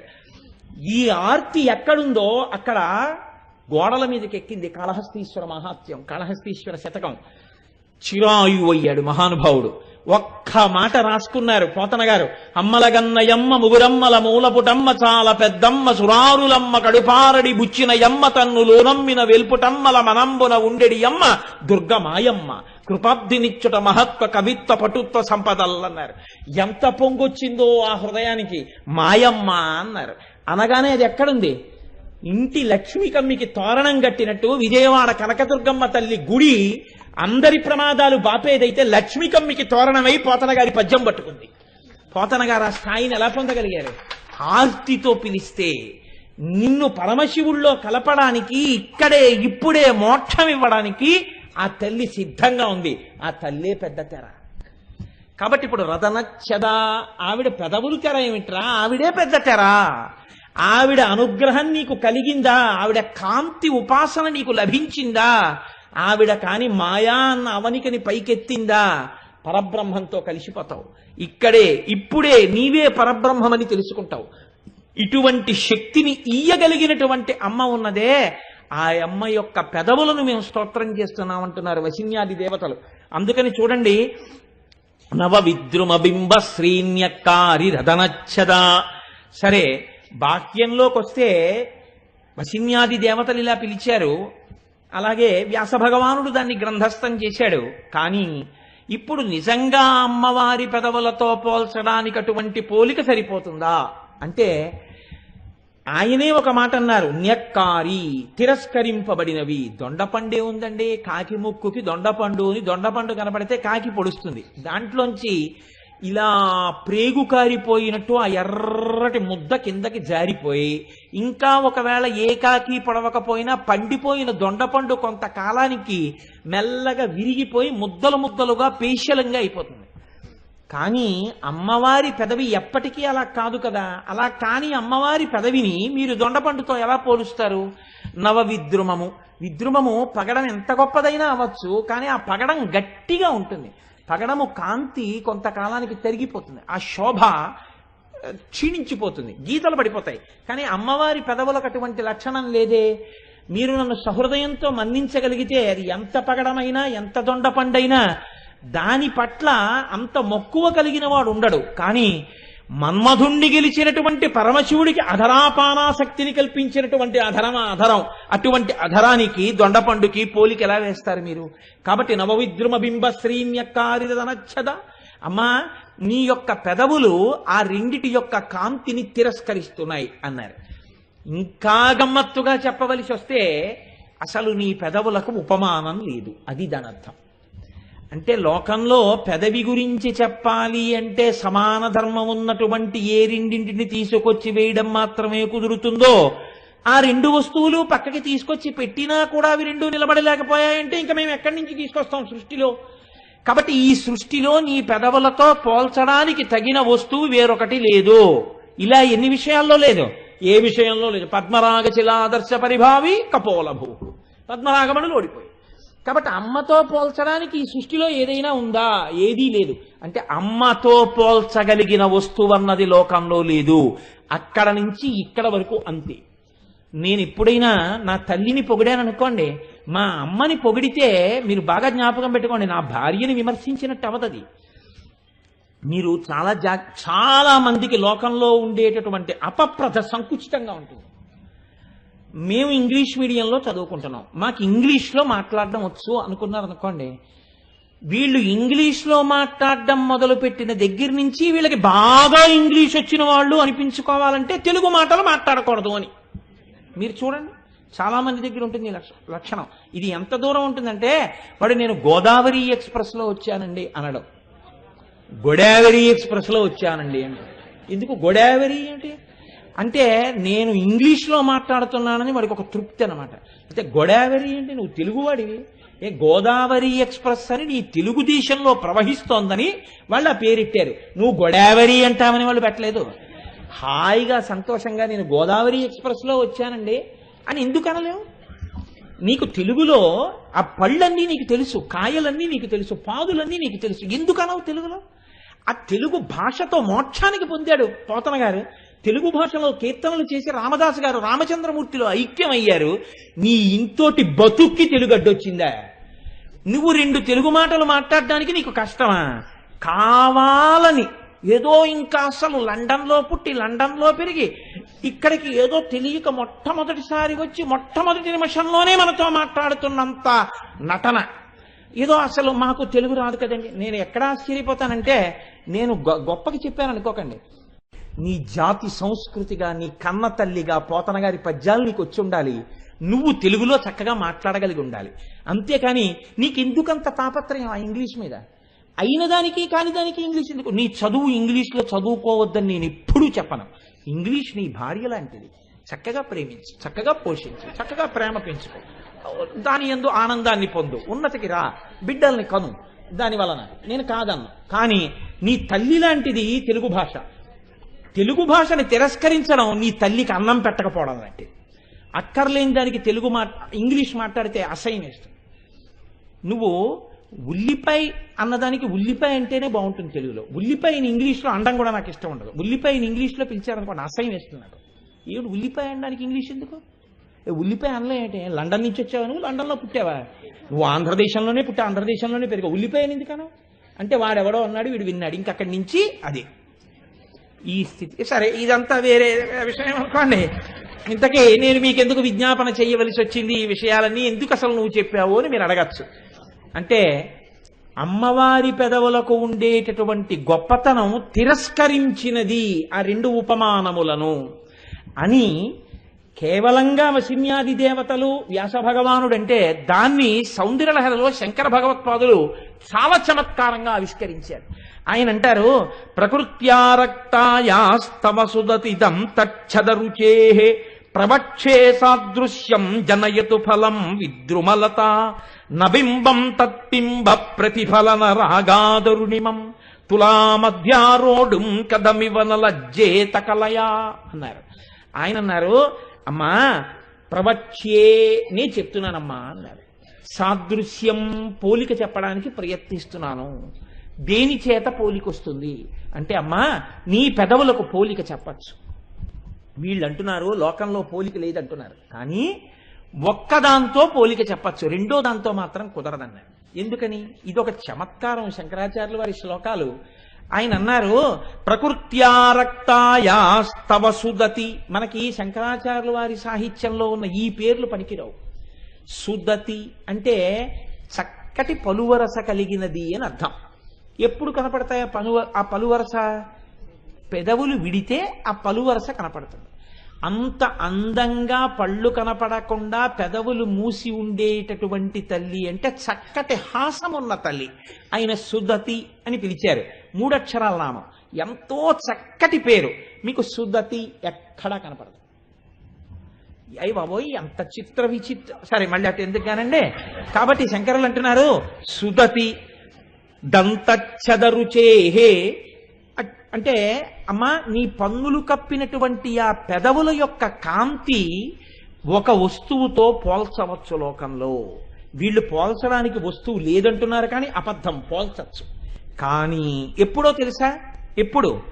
ప్రవక్షే సాదృశ్యం జనయతు ఫలం విద్రుమలత.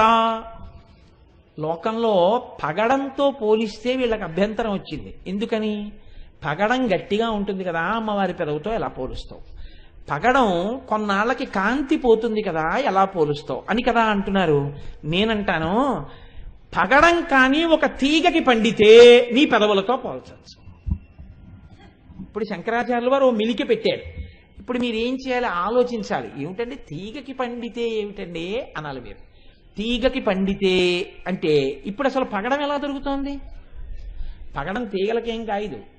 పగడం ఒక రాయి కాబట్టి భూమిలోనే దొరుకుతుంది అంతే. పగడానికండి ఒక గొప్ప లక్షణం ఉంది. ఈ నామంలో పగడంతో పోల్చడానికి పెద్ద రహస్యం ఏమిటో తెలుసా అండి? పగడాల మీద ఈ జాతిలో ఉన్నటువంటి రహస్యాల్ని విదేశాలలో ఉన్న శాస్త్రవేత్తలు పరిశోధనలు చేశారు. ఏ కారణం చేతనైనా బిడ్డలు కలగకుండా ఇబ్బందులు కలిగినటువంటి తల్లి పగడాల మాల అమ్మవారి పూజ దగ్గర పెట్టి, ఆ పూజలో పెట్టినటువంటి పగడాల మాలని శాస్త్రీయంగా ధరించి 21 రోజులు ఒంటి మీద ఉంచుకుని ప్రత్యేకమైన పదార్థం ఒకటి ఉంటుంది, గోధుమని మధుర పదార్థంతో కలుపుతారు. అటువంటి పదార్థాన్ని ప్రతిరోజు అమ్మవారికి నివేదన చేసి తిని బిడ్డల్ని కన్న తల్లులు ఎందరో ఉన్నారు లోకంలో. పగడాలకు ఆ శక్తి ఉంది. బిడ్డలు కలగని తల్లులకు కూడా బిడ్డలు కలిగేటట్టుగా చేసి గర్భమునకు ఉన్నటువంటి దోషాన్ని తొలగించాయి. దీని మీద నాకు జ్ఞాపకం ఉంటే ఆ పేరు కరెక్ట్గా డాక్టర్ జిరి అన్న ఆయన, మన దేశం వారు కాదు, ఆయన ప్రయోగం చేసి నిజమే భారతీయ సాంప్రదాయంలో పగడాన్ని అంత గొప్పగా చెప్పడానికి కారణం ఉంది, పగడానికి ఆ శక్తి ఉంది అని ఆయన నిరూపించి చూపించారు. కాబట్టి పగడం అంత గొప్పది. అందుకే పగడం తలుచుకుంటే అమ్మతనం ఉంటుంది అందులో. అది అందుకని పగడం వేసి చెప్పడం. ఇప్పుడు శంకరులు అంటున్నారు, కేవల పగడం సరిపోదు అంటున్నారు కదా, తీగకు పగడం పండితే నీ పెదవులకు పోలిక ఇచ్చన్నారు. అంటే పగడం భూమిలో తరుగుతుంది తప్ప తీగకి దొరకదు కదా, అసలు కాయ కాసి పండు అవ్వదు అదేమి. అంటే పగడం తీగకి పండితే అనగానే అది జరగదు కాబట్టి అమ్మవారి పెదవులకు పోలిక లేదని చెప్పండి కదండి. శంకరాచార్యుల వారు అలా వచ్చారు. కవి సమయమే కాదు, అది నిజంగా యథార్థంగా జరిగేది ఏం కాదు. రెండోది ఆయన అంటున్నారు, మరి ఏం బింబఫలం గురించి మీరు ఎందుకు మాట్లాడలేదు అంటారేమో అని ఆయన అన్నారు. బింబఫలం అన్న పేరు దానికి ఎందుకు వచ్చిందో తెలుసా అమ్మా? బింబము అన్న మాటకి ఒక అర్థం ఉంది. బింబమునకు ప్రతిబింబమునకు అభేదం, రెండు ఒకటే. బింబమే ప్రతిబింబము, ప్రతిబింబమే బింబము. బింబాన్ని దిద్దితే ప్రతిబింబాన్ని దిద్దుతారు, ప్రతిబింబాన్ని దిద్దితే బింబం దిద్దబడుతుంది. బింబ ప్రతిబింబములకు అభేదం, రెండు ఒకటే. పైగా బింబమును ప్రతిబింబమని పిలుస్తారు. అసలు దొండపండుని పోల్చడం ఏమిటమ్మా? దొండపండుతో నీ పెదవులతో పోల్చడానికి ప్రయత్నం చేసినందుకు అది సిగ్గుపడిపోయింది అన్నారు. ఎందుకు సిగ్గుపడిపోయింది శంకర అంటే, నీ పెదవి యొక్క ఎర్రటి కాంతిలో కోటో వంతు పుచ్చుకునే అది ఆ స్థితిని పొందింది. అది నీ పెదవితో పోటీ చేయడానికి అది ప్రతిబింబ సదృశమే కానీ అసలు అది బింబ సదృశం కాదు. నీతో పోటీ చేయడానికి నీ వలన అది ప్రకాశించింది, సూర్యుడి కాంతి చేత చంద్రుడు ప్రకాశించినట్టు. ఇంకా అది నీ పోలికి ఎలా పనికి వస్తుందమ్మా? కాబట్టి పోలిక్కి పనికిరాదు. కాబట్టి పెదవిని పక్కన పెట్టేశాను, కానీ ఆ దొండపండు పక్కన పెట్టాను. పగడం మాత్రం పనికొస్తుంది. ఎప్పుడో తెలుసా? తీగకి పండితే. అంటే తీగకు పండుతుందా? అసలు ఎప్పటికీ పండదు. చిత్రం ఏమిటో తెలుసా అండి? అమ్మవారి పెదవుల గురించినటువంటి విషయాన్ని బాగా విని ధ్యానం చేస్తే రెండు లక్షణాలు వస్తాయి. ఒకటి, నిద్రలేమితో బాధపడుతున్న వాళ్ళకి నిద్ర పడుతుంది అమ్మ పెదవులు అని నమస్కరించగలిగితే. రెండు, అమ్మవారి పెదవులను కానీ బాగా ధ్యానం చేసి అమ్మ పెదవులుగా నమస్కారం చెయ్యగలిగితే, నేను ఈ మాట అంటున్నప్పుడల్లా మీరు బాగా జ్ఞాపకం పెట్టుకోండి. ఎందుచేతనంటే కుబేరుడు ఒక్కసారి అమ్మవారిని తెలియక పార్వతీదేవి అధరాన్ని వక్రదృష్టితో చేస్తే కన్ను మెల్లకన్ను అయిపోయింది. ఇప్పటికీ కుబేరుడికి మెల్లకన్నుతోటే పూజ. కాబట్టి అధరాన్ని ధ్యానం చేసేటప్పుడు చాలా జాగ్రత్తగా ధ్యానం చేయవలసి ఉంటుంది. అవి అమ్మ పెదవులు అన్న నమ్మకం, ఆ దృష్టితో ధ్యానం చేయాలి. చేస్తే నిద్రలేమి ఉన్న వారికి నిద్ర పడుతుంది. రెండు, అమ్మవారి పెదవులకున్న శక్తి నిద్ర అనగా స్వల్పకాలిక లయం. ఈ లయం ఒక స్థాయిని దాటిపోతే అది అజ్ఞాన లయం, జ్ఞాన ఆవిర్భావం, మాయ తొలగింపు. అందుకని ఇప్పుడు ఆ పెదవులు మిమ్మల్ని రక్షించగలిగినవై ఉంటాయి. కాబట్టి శంకర భగవత్పాదులు సౌందర్యలహరిలో అమ్మవారి పెదవుల గురించి గమ్మత్తుగా మాట్లాడితే మూకశంకరులు ఇంకో అడుగు ముందుకేశారు. మూకశంకరులు చెప్పినా శంకరులు చెప్పినా అమ్మవారిని చూస్తూనే చెప్పారండి.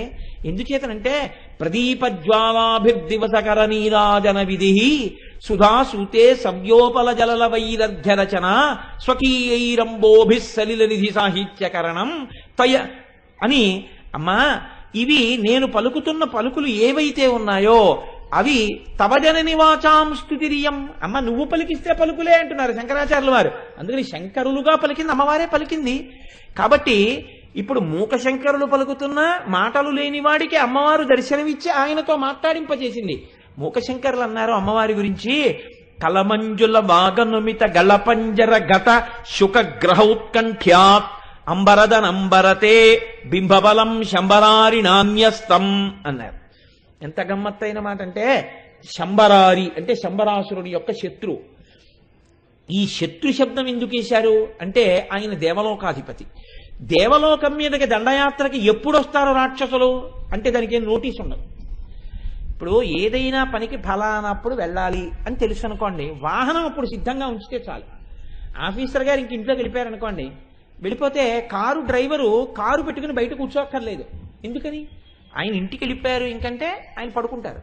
కాబట్టి ఇప్పుడు డ్రైవర్ ఏం చేస్తాడు? కారు తీసుకెళ్లి ఆఫీసులో పెట్టేసి తను వెళ్ళిపోతాడు. లేదా కారు ఆఫీసర్ గారు ఇంట్లో వదిలేసి అక్కడ తన స్కూటర్ తీసుకుని ఇంటికి వెళ్ళిపోతాడు. మళ్ళీ ఎప్పుడు రావాలి డ్రైవర్ అంటే ఆయన చెప్తాడు, రేపు తన పనిని బట్టి చెప్తాడు, వేరే రేపు ఉదయం 8 గంటలకు మనం ఇన్స్పెక్షన్కి బలానా చోటుకి వెళ్ళాలి, నువ్వు 8 గంటలకు వచ్చేయి అంటాడు. ఇప్పుడు అతను 8ంటికి వచ్చేస్తాడు. ఎందుకు వచ్చేస్తాడు? ఇతనికి తెలుసు ఎప్పుడెప్పుడు ఎక్కడికి వెళ్ళాలన్నది అధికారికి తెలుసు. ఆయన పనిని బట్టి ఆయన వాహనం నడిపేవాడు సిద్ధంగా ఉంటాడు. ఇంద్రుణ్ణి పరిపాలకుడని చెప్పట్లేదు. ఇప్పుడు పరిపాలకుడిగా ఉంటే ఎప్పుడెప్పుడు బయటికి వెడతాడో ఇంద్రుడికే తెలుసు. పరిపాలకుడిగా చెప్పట్లేదు. శంబరారి అంటున్నారంటే శంబరాసురుడి శత్రువు. అంటే ఇప్పుడు దేవతల యొక్క రాజ్యాన్ని రక్షించేటటువంటి వాడిగా చెప్తున్నారు. యుద్ధం ఎప్పుడు వస్తుందో ఇంద్రుడికి తెలుసా? తెలియదు. ఎందుకు తెలియదు? ఎవడో తపస్సు చేస్తాడు, బ్రహ్మగారు ప్రత్యక్షం అవుతారు, ఏం కావాలంటాడు, నాకు చచ్చిపోకుండా వరం కావాలంటాడు. అలా కుదరదు, ఇంకో మాట చెప్పంటారు. ఏదో దీనివల్ల గాలిన్ కుంభిని యజ్ఞంబూల ఆకాశస్థలిన్ దిక్కులన్ రేలన్ ఘస్రవలన్ తమ ప్రబల భూరిగ్రాహ వ్యాళాదిత్య నరాది జంతు కలహ వ్యాప్తిన్ సమస్త్రస్త్ర శస్త్రాళిన్ మృత్యువులేని జీవనము లోకాధీశ ఇప్పించవే అంటాడు. చిరంజీవ అంటాడు. అంతే, వీడి దేవలోకం మీదకి వెళ్ళిపోతాడు. ఈయనకి ఎలా తెలుస్తుంది? అందుకని ఈయన వాహనం ఎప్పుడు ఉండాలి. ఎప్పుడు యుద్ధానికి వెళ్ళాలో అందుకని ఎప్పుడూ సిద్ధంగా ఉండాలి. ఎవరు? మహానుభావుడైనటువంటి ఇంద్రుడైనా లేకపోతే మన్మధుడైనా వాళ్ళిద్దరూ ఎప్పుడు లోకంలో ఎవరి దగ్గరికి వెళ్ళవలసి ఉంటుంది అంటే ఎవరికి తెలియదు. ఇప్పుడు అటువంటి శంబరారి యొక్క వాహనం ఏది? చిలుక. ఒకరోజు బయటికి వచ్చి చూసేటప్పటికీ ఆ చిలుక కనపడలేదు. ఇప్పుడు వాహనం ఎప్పుడు ఎవరు వాహనాన్ని అధిరోహిస్తారో వారి కోసం సిద్ధంగా ఉండాలి. కానీ ఇప్పుడు వాహనం కనపడలేదు. ఇప్పుడు వాహనాన్ని ఎక్కి ఆయన వెతుక్కుంటున్నాడు. తన మోటార్ సైకిల్ అక్కడ పెడితే ఎవడో ఎత్తుకుపోతే ఆయన మోటార్ సైకిల్ కోసం వెతుక్కున్నాడు. అదంటే మోటార్ సైకిల్ అంటే ప్రాణం లేనిది. ఎవడు తాళం పెట్టి చెవి పెట్టి తీసినా వచ్చేస్తుంది, వెళ్ళిపోతుంది. కాబట్టి మోటార్ సైకిల్ని తిట్టకూడదు. అదేమిటి దిక్కుమాలిందానా అలా వెళ్ళిపోయావు అనకూడదు. అది ఆయన వాహనం, చిలక ప్రాణం ఉన్నది. దానికి తెలుసు నేను బలానా వాళ్ళ వాహనం ఇంకోళ్ళు ఎక్కితే అది పనికిరాదు, అది వెళ్ళదు, అలాగా నా యజమానే ఎక్కాలనాలి. కానీ అది కనపడకుండా పోయింది. అంటే ఏం చేసింది? ఇప్పుడు స్వామిద్రోహం చేసింది. స్వామిద్రోహం చేసినా ఆయన బెంగెట్టుకున్నాడు. ఒరే నా చిలక ఎక్కడికి వెళ్ళిపోయిందో అని దాని మీద మమకారంతో వెతుక్కుంటున్నాడు. ఇప్పుడు ఆయనకి ఏమిటి గుర్తు అంటే గేదెన్నవాడికే తెలుసు తన గేదె ఎలా అరుస్తుందో. అది కూడా మన గేదె అరుస్తోందంటే మిగిలిన వాళ్ళకి తెలియదు. మీరు లోకంలో ఎలా ఉంటుందంటే మీరు ఎప్పుడైనా చూడండి, ఓ చెట్టు మీద కాకులు వాలాయనుకోండి, గోదావరి తీరంబున ఒక పెద్ద వటవృక్షంబు కలదు, ఆ వటవృక్షంబును ఆధారంబు చేసుకుని అనేకమైనటువంటి పక్షులు గూడు కట్టుకుని నివసించుతుండేవి అని మిత్రలాభం మిత్రభేదంలో చదువుకున్నట్టుగా బోలెడన్ని కాకులు వాలి ఉంటే ఒక్క కాకిని గుర్తుపట్టడానికి ప్రయత్నించండి. అలలలల తిరిగి వచ్చింది అనుకోండి, ఆ కాకేదో మీకు గుర్తుండదు. తన చిలక ఎలా గుర్తుంటుంది? తన గేదె ఎలా గుర్తుంటుంది అంటే యజమానికి తెలుసు. ఈ చిలక ఏం చేస్తుంది? కేవలం తీసుకెళ్ళడం కాదు, మంచి పాటలు పాడుతుంది ఆ చిలక. ఈయన నేర్పాడు కొన్ని మాటలు, ఆ పలుకులు పలుకుతూ ఉంటుంది. కాబట్టి ఇప్పుడు ఆ చిలక ఎక్కడుంది అని వెతుక్కుంటూ పెడుతున్నాడు. ఇప్పుడు ఆ చిలక అరుస్తోంది, చిలక అరుపు వినపడుతోంది. ఆ చిలక ఎక్కడుంది అని ఎక్కడ అరుపు వినపడుతోందో అక్కడికి వెళ్ళాట. ఎక్కడ వినపడుతోందా చిలక అరుపు అంటే మూకశంకరులు అన్నారు, అమ్మ ఇక్కడి నుంచి వినపడుతోంది నీ కంఠంలోంచి అన్నారు. అంటే అమ్మవారి కంఠమాధుర్యం ఆ చిలక యొక్క మాధుర్యంలా ఉంటుంది. కాబట్టి ఇప్పుడు కంఠంలోంచి వినపడుతోంది. పెద్దవాళ్లతో వ్యవహారం. మీ ఇంట్లో కుక్క మీకన్నా తక్కువ వాడి ఇంట్లోకి వెళ్తే మా కుక్క మీ ఇంట్లో ఉందని గైడ్ తీసుకుని లోపలికి వెళ్ళిపోయి ఏ జిమ్మిదా అని తెచ్చేసుకోవచ్చు. అది పెద్దవాళ్ళ ఇంట్లోకి వెళ్ళింది అనుకోండి, మీరు ఆ ఇంట్లోకి గబుక్కులు వెళ్ళిపోవడానికి ఉండదు. కాలింగ్ బెల్ పెట్టి బయట నించుంటే ఆయన అరగంట పోయాక వస్తాడు. ఏంటో అంటాడు, అయ్యా మా కుక్క లోపలికి వచ్చేసిందండి, మా కుక్కను తీసుకెళ్ళిపోతానంటే మీ కుక్కను పెంచుకున్నవాడు కుక్కను జాగ్రత్తగా పెట్టుకోవడం నేర్చుకోవాలి. అంతేకాని మా ఇంటికి రావడండి మీ కుక్క ఇలా అంటాడు. అంటే అప్పుడు మీరు వెళ్ళి భయంగా కుక్కను తెచ్చుకొని బయటికి తెచ్చుకోవాలి. ఎందుకని పెద్దవాళ్లతో వ్యవహారం. తీరా మా కుక్క మీ ఇంట్లోకి వచ్చిందండి అన్న తర్వాత మీ కుక్క మా ఇంట్లోకి ఎలా వస్తుంది? అలా వస్తే మా ఇంట్లో 8 కుక్కలు ఉన్నాయి, కరిచేస్తాయే అని ఆయన ఇలా అలా వెతికి ఇదిగోనండి ఇదే మా కుక్క అనుకున్నాను అన్నారు అనుకోండి. అనుకున్నాను ఏమిటయా, చూసుకుని రావాలి. మీ కుక్క మా ఇంట్లో ఎందుకుంటుంది? ఇంత గోడ గేటు ఉంటాయి అంటే మీ కుక్కను మేము తెచ్చేసాం అనుకున్నావా అన్నాడు అనుకోండి. చాలా ఇబ్బంది. పెద్ద ఆయనతో వ్యవహారం అది. ఆయన మీద దొంగతనం కట్టినట్టు ఉంటుంది. అందుకని ఇప్పుడు అమ్మవారి కంఠంలోంచి తన చిలక అరుపులాగే వినిపిస్తోంది. కానీ అమ్మవారి దగ్గరికి వెళ్ళి అమ్మ నా చిలక నీ కంఠంలో ఉందంటే అంటే నీ చిలక తెచ్చి నా కంఠంలో పెట్టాను అనుకుంటావా ఉంటుంది. అందుకని ఎలా ఇప్పుడు తన చిలకో కాదో గుర్తుపట్టడం అంటే మూకశంకరులు అంటున్నారు, అమ్మా అప్పుడు తన చిలకో కాదో గుర్తుపట్టడానికి ఆయన చమత్కారం చేశాడు. చిలక ఎక్కడున్నా దానికి అలవాటు ఏమిటంటే దొండపండు ఉంటే దాన్ని కొరకడానికి వస్తుంది. అందుకని న్యస్తం అంటే ఏదో దాన్ని బయటికి తెప్పించడం కోసం ఒక మిషని పెట్టినట్టు ఒక ఎర్రటి దొండపండు తెచ్చి నీ పెదవిగా పెడితే దానికోసం చిలక పైకొస్తుంది అని పెడితే ఎలా ఉంటుందో లోపల ఉన్న చిలక కోసం పెట్టిన దొండపండులా నీ పెద ఉందమ్మా అన్నారు.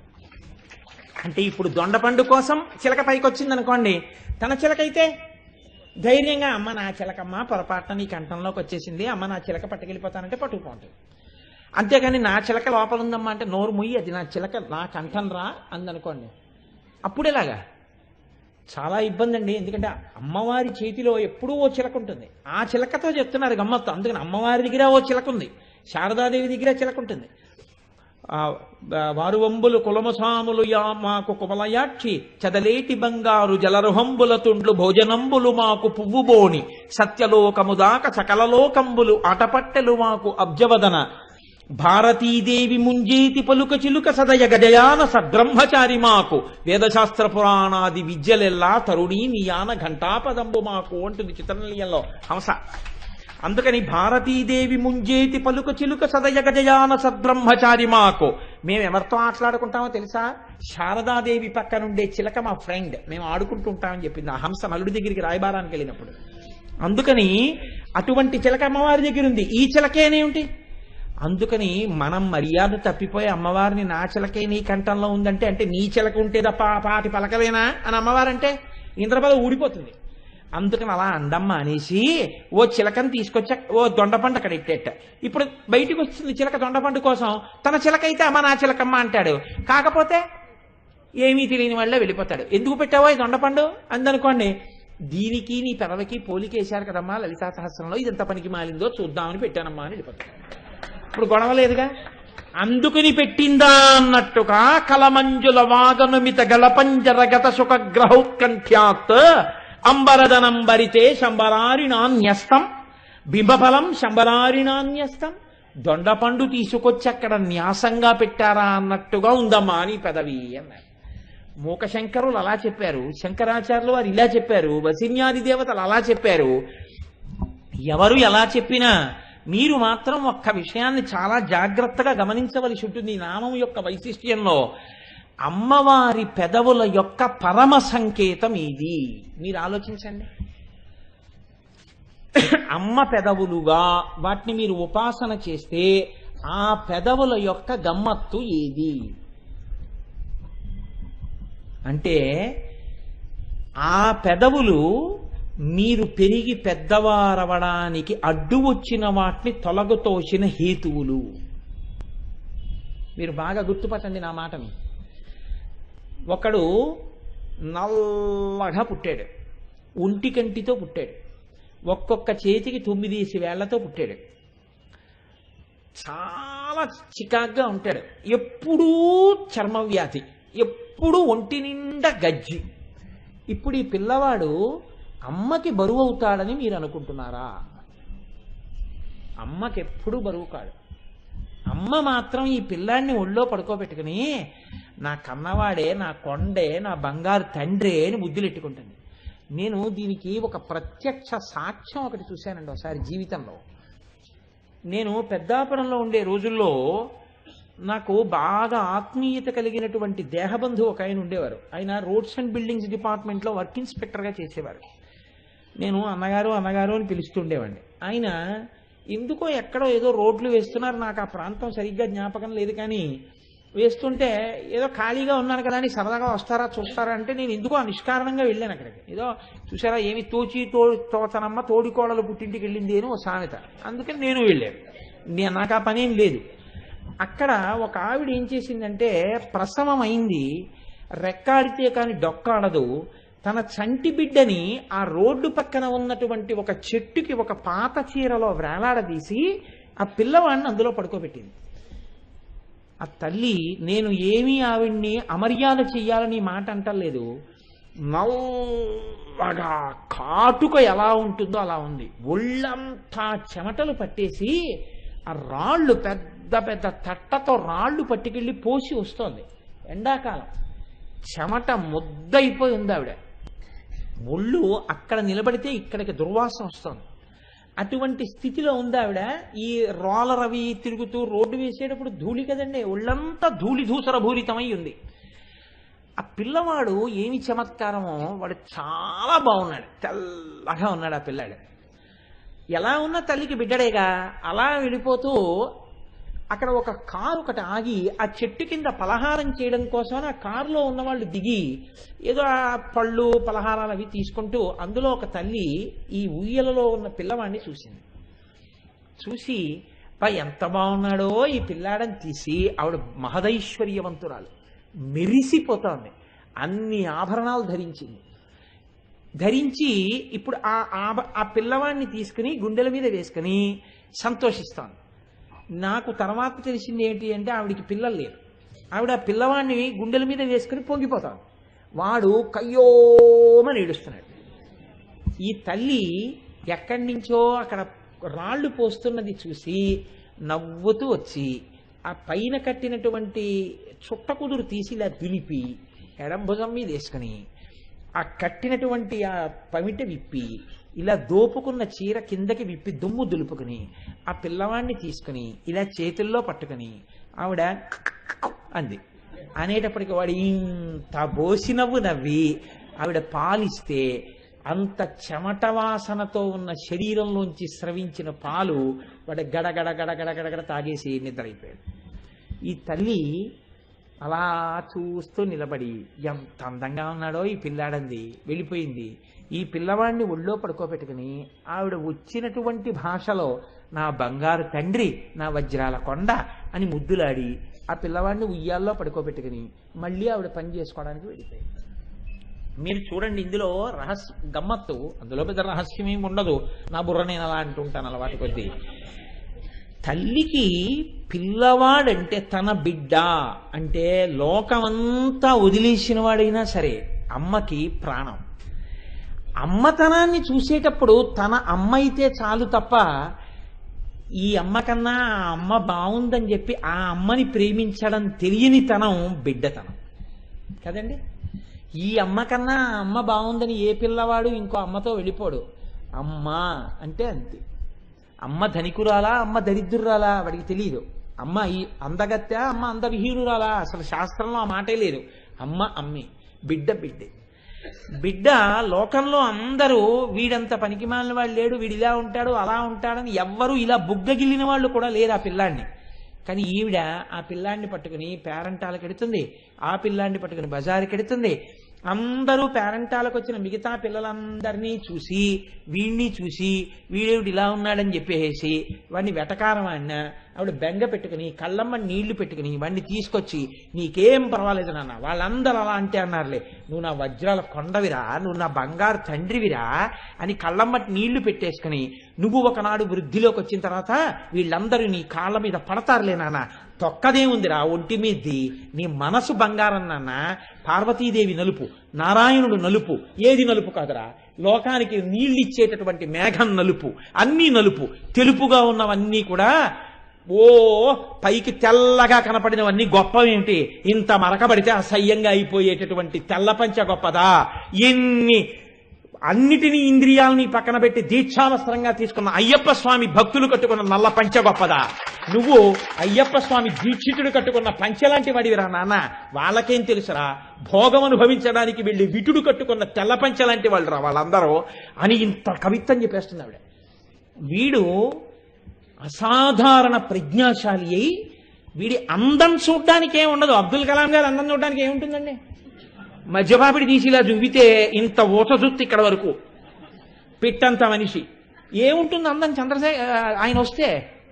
కానీ మీరు పేపర్లలో చూసుంటారు, అబ్దుల్ కలాం గారు అలా నిలబడితే పిల్లలు కూడా ఇలా కెమెరాస్ పట్టుకుని నిలబడ్డారు. అబ్దుల్ కలాం గారిని చూడడానికి అంత ఎగబడతారు, లోపలి సౌందర్యం. ఇప్పుడు ఆ పిల్లవాడు అంత వాడయ్యాడు, ఆయనతో ఫోటోలు తీయించుకునేవాళ్ళు, ఆయన ఫోటోలు తీసుకునేవాళ్ళు, ఆయన దగ్గర చేశామన్న వాళ్ళు, ఆయనతో కలిసి ఉండేవాళ్ళు. మా ఆయన ఇంత వాడనేటటువంటి భార్య, మేము ఆ నాన్నగారి బిడ్డలమనేటటువంటి బిడ్డలు ఇంతమంది వచ్చారు. ఆనాడున్నది ఎవరు, అమ్మొక్కతే. ఆ తర్వాత ముద్దులు పెట్టుకున్న వాళ్ళందరూ వాడి యొక్క విభూతులను చూసి ముద్దులు పెట్టారు. ఏ విభూతి లేదని లోకం వదిలిన నాడు ముద్దు పెట్టుకున్న పెదవులు అమ్మ పెదవులు కదండి. ఆ పెదవుల యొక్క ముద్రలు ఎన్ని మాటలు పడ్డాయో ఆ పిల్లవాడి వృద్ధికి అన్ని ఆశీర్వచనాలు పడ్డాయి. ఆ పెదవుల ముద్రలు ఈ పిల్లవాడి నాడిలా అవడానికి హేతువులు కదండి. అందుకే అంత గొప్పవాడై అంత గొప్ప క్షిపణులను కనిపెట్టి భారత రాష్ట్రపతి అయి వింగ్స్ ఆఫ్ ఫైర్ పుస్తకం రాస్తే ప్రిఫేస్లో ఆయన రాసుకున్నారు, అమ్మా నేను రామేశ్వరంలో చదువుకుంటున్న రోజుల్లో ఆకలి వేస్తే పరిగెత్తుకుంటూ వంటింట్లోకి వచ్చి నీ కాళ్ళ దగ్గర కూర్చుని అమ్మా అమ్మ ఆకలిస్తోందమ్మా అంటే నువ్వు పొయ్యి మీద కాల్చినటువంటి గోధుమ రొట్లు నా పళ్ళెల్లో వేస్తుంటే ఆ గోధుమ రొట్లు తిని పెరిగినటువంటి అబ్దుల్ కలాం అనబడేటటువంటి ఈ శరీరంలోని రక్త మాంసముల మేధస్సే ఈనాడు ఇంత కీర్తింపబడిందమ్మా. ఈ దేశానికి నేను చేసిన సేవ, నా వైభవం, నా ప్రాజ్ఞత, నా జ్ఞానం, నీ చేత్తో పెట్టిన గోధుమ రొట్టెలోంచి వచ్చాయమ్మా. ఈ శరీరం మళ్ళీ పడిపోతే నేను చూడాలనుకునేది, నేను నమస్కరించాలనుకునేది ఎక్కడున్నా అక్కడికి నేను వచ్చి నీ పాదాలకి నమస్కరిస్తానమ్మా అని రాసుకున్నారు. అది ప్రాజ్ఞత. అందుకని మహానుభావుడు కలాం గారు. కాబట్టి ఇప్పుడు చెప్పండి, చిన్నతనంలో బిడ్డడు ఎలా ఉన్నా ఆ పిల్లవాడిని ముద్దులు పెట్టుకుని వాడికి అంగరక్ష పెట్టి వాడి వృద్ధిలోకి రావాలని వాడి అజ్ఞానం మన్నించిన అమ్మ పెదవుల ముద్రలే వాడి నాడు ఇంత వాడై వాడి మీద బడి ముద్దులెట్టుకుని మిగిలిన వాళ్ళు ఆయన చుట్టూ చేరడానికి హేతువులవుతున్నాయి. మిగిలిన వాళ్ళు పెట్టిన ముద్దులు చెప్పుకోవలసిన ముద్దులు కావు. అమ్మ పెట్టిన ముద్దులు గుర్తుంచుకుని చెప్పుకోవలసిన ముద్దులు. మా అమ్మ నన్ను పెట్టుకున్న ముద్దు నా జన్మలో ఇంకొక చోట రాదు అని చెప్పుకున్న వాడు ఎవడున్నాడో వాడు ప్రాజ్ఞుడు. సభాముఖంగా చెప్పుకోవచ్చు ఆ ముద్దులో ఉన్న గొప్పతనాన్ని. వేరొక ముద్దులో ఉన్న గొప్పతనాన్ని మీరు ఎలా చెప్పుకుంటారు? అలా చెప్పుకోవడం వీలు కాదు. అది ఒక్క అమ్మ ముద్దుకే చెల్లింది. ఎంత అజ్ఞానం మీకుందో అన్ని ముద్దులు ఆవిడ నుంచి వచ్చాయి. క్షమించి మీరు మీ కాలుతో ఆవిడ గుండెలు తంటే ఆవిడ ఆ కాలు మీద ముద్దు పెట్టింది. ఆ తర్వాత ఈ కాలుకి నడువడి తెలిసింది. ఈ నోరు వదరితే అనకూడని మాటలంటే, నాన్న నువ్వు అలా అనకూడదురా అంటే, నా ముఖం కందగడ్డ అయిపోయి నేను కళ్ళమ్మని నీళ్లు పెట్టుకుంటే నిన్ను నేను కోపడలేదు నాన్న, నీకు చెప్తున్నానంతే, నువ్వు చక్కగా అలా ఉండాలి, నువ్వు అలా వృద్ధిలోకి రావాలి అని చిన్నతనంలో చెప్పినటువంటి అమ్మ పెట్టిన ముద్దులు ఇవాళ నా చేత 4 మంచి మాటలు చెప్పించి ఉండవచ్చు. కాబట్టి తీర్చిదిద్దడం అన్నది ఎక్కడుంది? నా అజ్ఞానాన్ని మన్నించి నేను తప్పు చేసినప్పుడల్లా నాకు బోధ చేసి ముద్దు పెట్టిన మా అమ్మ పెదవులు నా సంస్కారమునకు హేతువులు. ఆ ముద్దులే అమ్మ పెదవులకు లక్షణములు. ఇప్పుడు చెప్పండి, మనం ఆచమనం చేస్తే ఓం కేశవాయ స్వాహ, ఓం నారాయణాయ స్వాహ, ఓం మాధవాయ స్వాహ అంటాం. ఏం ఓం రామాయ స్వాహ అనకూడదా? అనం. ఆ 3 చెప్తాం. ఎందుకు చెప్తామో తెలుసా అండి? ఇప్పటికీ ఆచమనంలో ఆ 3 నామాలే ఎందుకు చెప్తాం అంటే, ఈశ్వరుడు మాట అన్నది ఇచ్చింది పిపీలికాది పర్యంతంలో ఒక్క మనుష్యుడికే ఇచ్చాడు. ఈ మాట కోట్ల మందిని దారి తప్పించడానికి వాడచ్చు. ఈ మాట అగాధంలో పడిపోయిన వాడిని పైకెత్తడానికి వాడచ్చు. కోట్ల మందిని ఊబిలోకి దింపే మాట. వాడు ఒక స్థితిని చేరుకున్న తర్వాత వాడి వెంబడబడి తిరిగేటటువంటి ముద్దులు పెట్టే వాళ్ళు ఉంటారే, అటువంటి వ్యభిచార దోషంతో కూడుకున్న వాళ్ళ యొక్క మాటల్లాంటి మాటలు ఆ మాటలు. ఊబిలో కూరుకుంటూ ఉండగా పైకెత్తే మాటలున్నాయే అవి అమ్మ మాటల్లాంటి మాటలు ఆ మాటలు. ఇప్పుడు నీ మాటకి ఆ సంస్కృతి ఉండాలి. నీ మాట అంతటి శక్తిని పొందాలి. ఈ మాట ఎక్కడి నుంచి వస్తోంది? ఎవ్వరికీ లేదు. ఊపిరిని మాటగా మార్చే యంత్రం ఒకటి ఈశ్వరుడు ఇక్కడ పెట్టాడు. అదే స్వరపేటిక. ఈ స్వరపేటికలోంచే మాటలు వస్తున్నాయి. వాయువు మాటలుగా మారుతోంది. ఈ స్వరపేటికని ఛార్జ్ చేయగలిగినది సనాతన ధర్మం ఒక్కటే చెప్పింది. బాగా బడలిపోతే స్వరపేటిక ఎక్కువ నీరు తాగి దాన్ని శుద్ధి చేయరాదు. చాలా తక్కువ నీటితో అది శుద్ధి అవుతుంది. తక్కువ నీరే తీసుకోవాలి స్వరపేటిక బడలిపోతే. రాత్రంతా మీరు పడుకున్నారనుకోండి, స్వరపేటిక యందు కూడా మాలిన్యములు చేరుతాయి. కంఠం సరిగ్గా రాదేమోనని ముందు కంఠంలో మాటలు ఎక్కడి నుంచి వస్తాయి అంటే 3 స్థానములలోంచి వస్తాయి. కంఠంలోంచి మొదటి మాట వస్తుంది కా కా కా అన్నప్పుడు మీరు ఇక్కడ వేలు పెట్టి చూసుకోండి. అంటే ఇప్పుడు సభలో కా కా అన్నప్పుడు యాడమ్స్ యాపిల్ అంటారు మగవాడికి. ఇక్కడ కనపడుతుంటుంది స్వరపేటిక యొక్క వైబ్రేషన్లో పెట్టుకున్న సెల్ ఫోన్ లాగా. మీరు కా కా అంటే ఇక్కడ వైబ్రేషన్ వస్తుంది, ఇక్కడ పుడుతుంది కకారంతో. కా ఆనందవాక్యం. అందుకే కళాభ్యాం అంటూ శంకరులు శివానంద లహరి కకారంతో మొదలు పెడతారు. కా కా అన్నప్పుడు ఇక్కడ పుడుతున్నాయి మాటలు. ముందు స్వరపేటిక మీద మినపగింజ మునిగినంత నీరు మాత్రమే పోసి మాటలు పుట్టే ఈ స్థానాన్ని ఛార్జ్ చేయాలి, లూబ్రికేట్ చేసినట్టు. అందుకే ఆచమనం అంటే జాగ్రత్తగా గోముద్ర పట్టి మినపగుంజ ములిగినంత నీరే పోసి అప్పుడు అమృత మార్గం దగ్గర కింద పెరిగి పెట్టి జుర్రుకున్న శబ్దం రాకుండా లోపలికి పుచ్చుకోవాలి. గుటక వేయకుండా రెండో నామం చెప్పకూడదు. కేశవాయి స్వాహ అన్నారు అనుకోండి, కే అన్నప్పుడు ఇక్కడ ఫస్ట్ లూబ్రికేషన్ అవసరం, అప్పుడు నీరెడుతుంది. ఇప్పుడు రెండో స్థానం ఏది? మాధవాయి స్వాహ, కేశవాయి స్వాహ, నారాయణాయి స్వాహ. నా నా నా అన్నప్పుడు నాలుక వెళ్ళి ఎక్కడ నొక్కుతోందో అక్కడ నుంచి పుడుతుంది. ఇక్కడ కాదు, ప్రధానం నా నా. నాలుకతో నక్కకుండా నా అనండి, అనలేరు. అందుకని నారాయణాయి స్వాహ నీళ్లు పుచ్చుకుంటారు. ఇప్పుడు 3 పెదవులు కలిస్తే వస్తుంది. మా మా. పెదవులు కదపకుండా మా అనండి, పెదవులు కలవకుండా అనలేరు. అంటే మాధవాయి స్వాహ పెదవులు కలిపినప్పుడు వస్తోంది. ఈ 3 చేత ప్రధానమైన అక్షరములతో కూడిన సమస్త శబ్దములు నీ నోట్లోంచి వస్తున్నాయి. దీనికి ఇచ్చాడు స్వరపేటిక. దీన్ని మినపగింజు మునిగినంత నీటితో ఈ 3 నామాలతో శుభ్రం చేయి. శుభ్రం చేసి ఎందుకు చేస్తున్నావో తెలుసా? ఈ స్వరపేటికతో నువ్వు మాట్లాడిన ఏ మాట అయినా లోకాన్ని ఉద్ధరించడానికి, దిశానిర్దేశకత్వానికి పనికి రావాలి తప్ప ఒకడిని పాడి చేసే మాట మాట్లాడవద్దు. ఇది ఈశ్వరుడిచ్చాడని గుర్తుపెట్టుకో. అందుకే కా నా మా అనకూడదా? అనరు. ఈశ్వర నామాలు చెప్పిస్తారు. కేశవ, నారాయణ, మాధవ. ప్రతివాడు అమ్మతనాన్ని పొందాలి. ఈ పెదవులు, ఈ మాటలు అమ్మ మాటలుగా, అమ్మ అకారం నుంచి క్షకారం వరకు ఆవిడే అయి ఉంటుంది. ఆవిడ అయినటువంటి అక్షరాలు ఏమున్నాయో అవి పలకడానికి అర్హత నీకిచ్చింది. ఈ పలికేటప్పుడు ఆ మాటలంతా పొందిగ్గా మాట్లాడు. అందుకే మాట అన్నది ఏ స్థాయిలో ఉన్న వాళ్ళనైనా ఉద్ధరిస్తుంది. అవతల వారి స్థాయిని బట్టి మీరు మాట్లాడి ఉద్ధరిస్తారు. అందుకే జగద్గురు శంకరాచార్యుల వారు మహాజ్ఞాని అయి అహం బ్రహ్మాస్మి స్థాయికి ఎదిగిన వారైనా యంత్రప్రతిష్ఠ చేశారు, దేవాలయాలు పునఃప్రతిష్ఠ చేశారు, కుంభాభిషేకాలు చేశారు.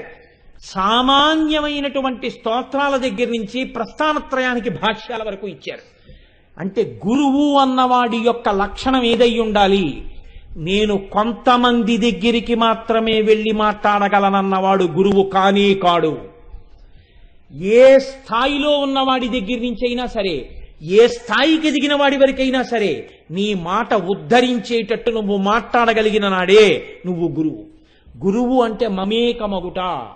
గురువు మడికట్టుకుని నేను ఎవ్వరితో కలవనని కూర్చుంటే, గురువే అసహ్యించుకుంటే, తల్లి అసహ్యించుకుంటే బిడ్డడు ఎలా వృద్ధిలోకి రాడో, గురువే అసహ్యించుకుంటే లోకమునకు మార్గం ఏర్పడదు. అందుకే చంద్రశేఖర పరమాచార్య స్వామి ఆసేతు హిమాచల పర్యంతము పాదచారి అయి పర్యటించారు. నా తండ్రి ఆనాడలా పర్యటించి ఉండకపోతే లోకంలో ఎక్కడెక్కడ ఎవరెవరు ఏ స్థాయిలో ఉన్నారో వారికి ఆ మాటలు చెప్పి ఉండకపోతే ఇవాళ జాతికి ఆ మాటలు ఎక్కడి నుంచి వస్తాయి? పరమాచార్యుల వారి శరీరం వెళ్ళిపోయి ఉండవచ్చు, కానీ ఏ స్థాయిలో ఉన్న వాళ్ళకైనా అమ్మ మాటలు, అమ్మ వెళ్ళిపోయినా పిల్లవాడికి నాభీబంధం తెగిపోయినా హృదయబంధం ఉండిపోయినట్టు పరమాచార్య స్వామి వారి శరీరం ఇవాళ లేకపోయినా పరమాచార్యుల వారి అనుగ్రహ భాషణాలు మనని నిలబెట్టేస్తూనే ఉన్నాయి, అన్ని స్థాయిల్లో ఉన్న వాళ్ళని ఉద్ధరిస్తున్నాయి. ఇది పెదవుల యొక్క రహస్యం. చూడండి, పరమాచార్య ఒక సభలోకి వెడితే ఎందరో వచ్చి డబ్బులు ఇచ్చేవాళ్ళు, పళ్ళిచ్చేవాళ్ళు, బట్టలు పెట్టేవాళ్ళు అన్నీ విని పరమాచార్యుల వారు అన్నారు, నేను ఒక పేద సన్యాసిని, సర్వసంగ పరిత్యాగిని, కాషాయం కట్టుకున్నవాణ్ణి. నేను అడగకపోయినా మీరు డబ్బు పెడుతున్నారు, బంగారం పెడుతున్నారు, బిల్వదళాలు పెడుతున్నారు, పళ్ళు పెడుతున్నారు. ఈ పేద సన్యాసి కోరినది మీరు ఇవ్వగలరా? మీరందరూ ఇవ్వగలిగింది నేను అడుగుతాను, నాకు ఇస్తారా అని అడిగారు. తప్పకుండా ఇస్తాం, మీరు అడిగితే ఇవ్వకపోవడం ఏమిటి? ఆయన అన్నారు, మీరు జీవించి ఉన్న నాళ్ళు మీ ప్రతిరోజు జీవితంలో 2 నిమిషాలు నాది కాదు పరమాచార్యుల వారికి దానం చేసేసానని నాకు వదిలిపెట్టేయగలరా? వదిలిపెట్టేస్తాం, 2 నిమిషాలే కదా. ఇప్పుడు మీ ప్రతిరోజులో 2 నిమిషాలు నావి, ఏ 2 నిమిషాలైనా సరే అవి నాకిచ్చారు కాబట్టి నా ఇష్టం వచ్చినట్టు వాడాలి. ఆ 2 నిమిషాలు మీరు రామనామం చెప్తూ మీరు జీవించండి.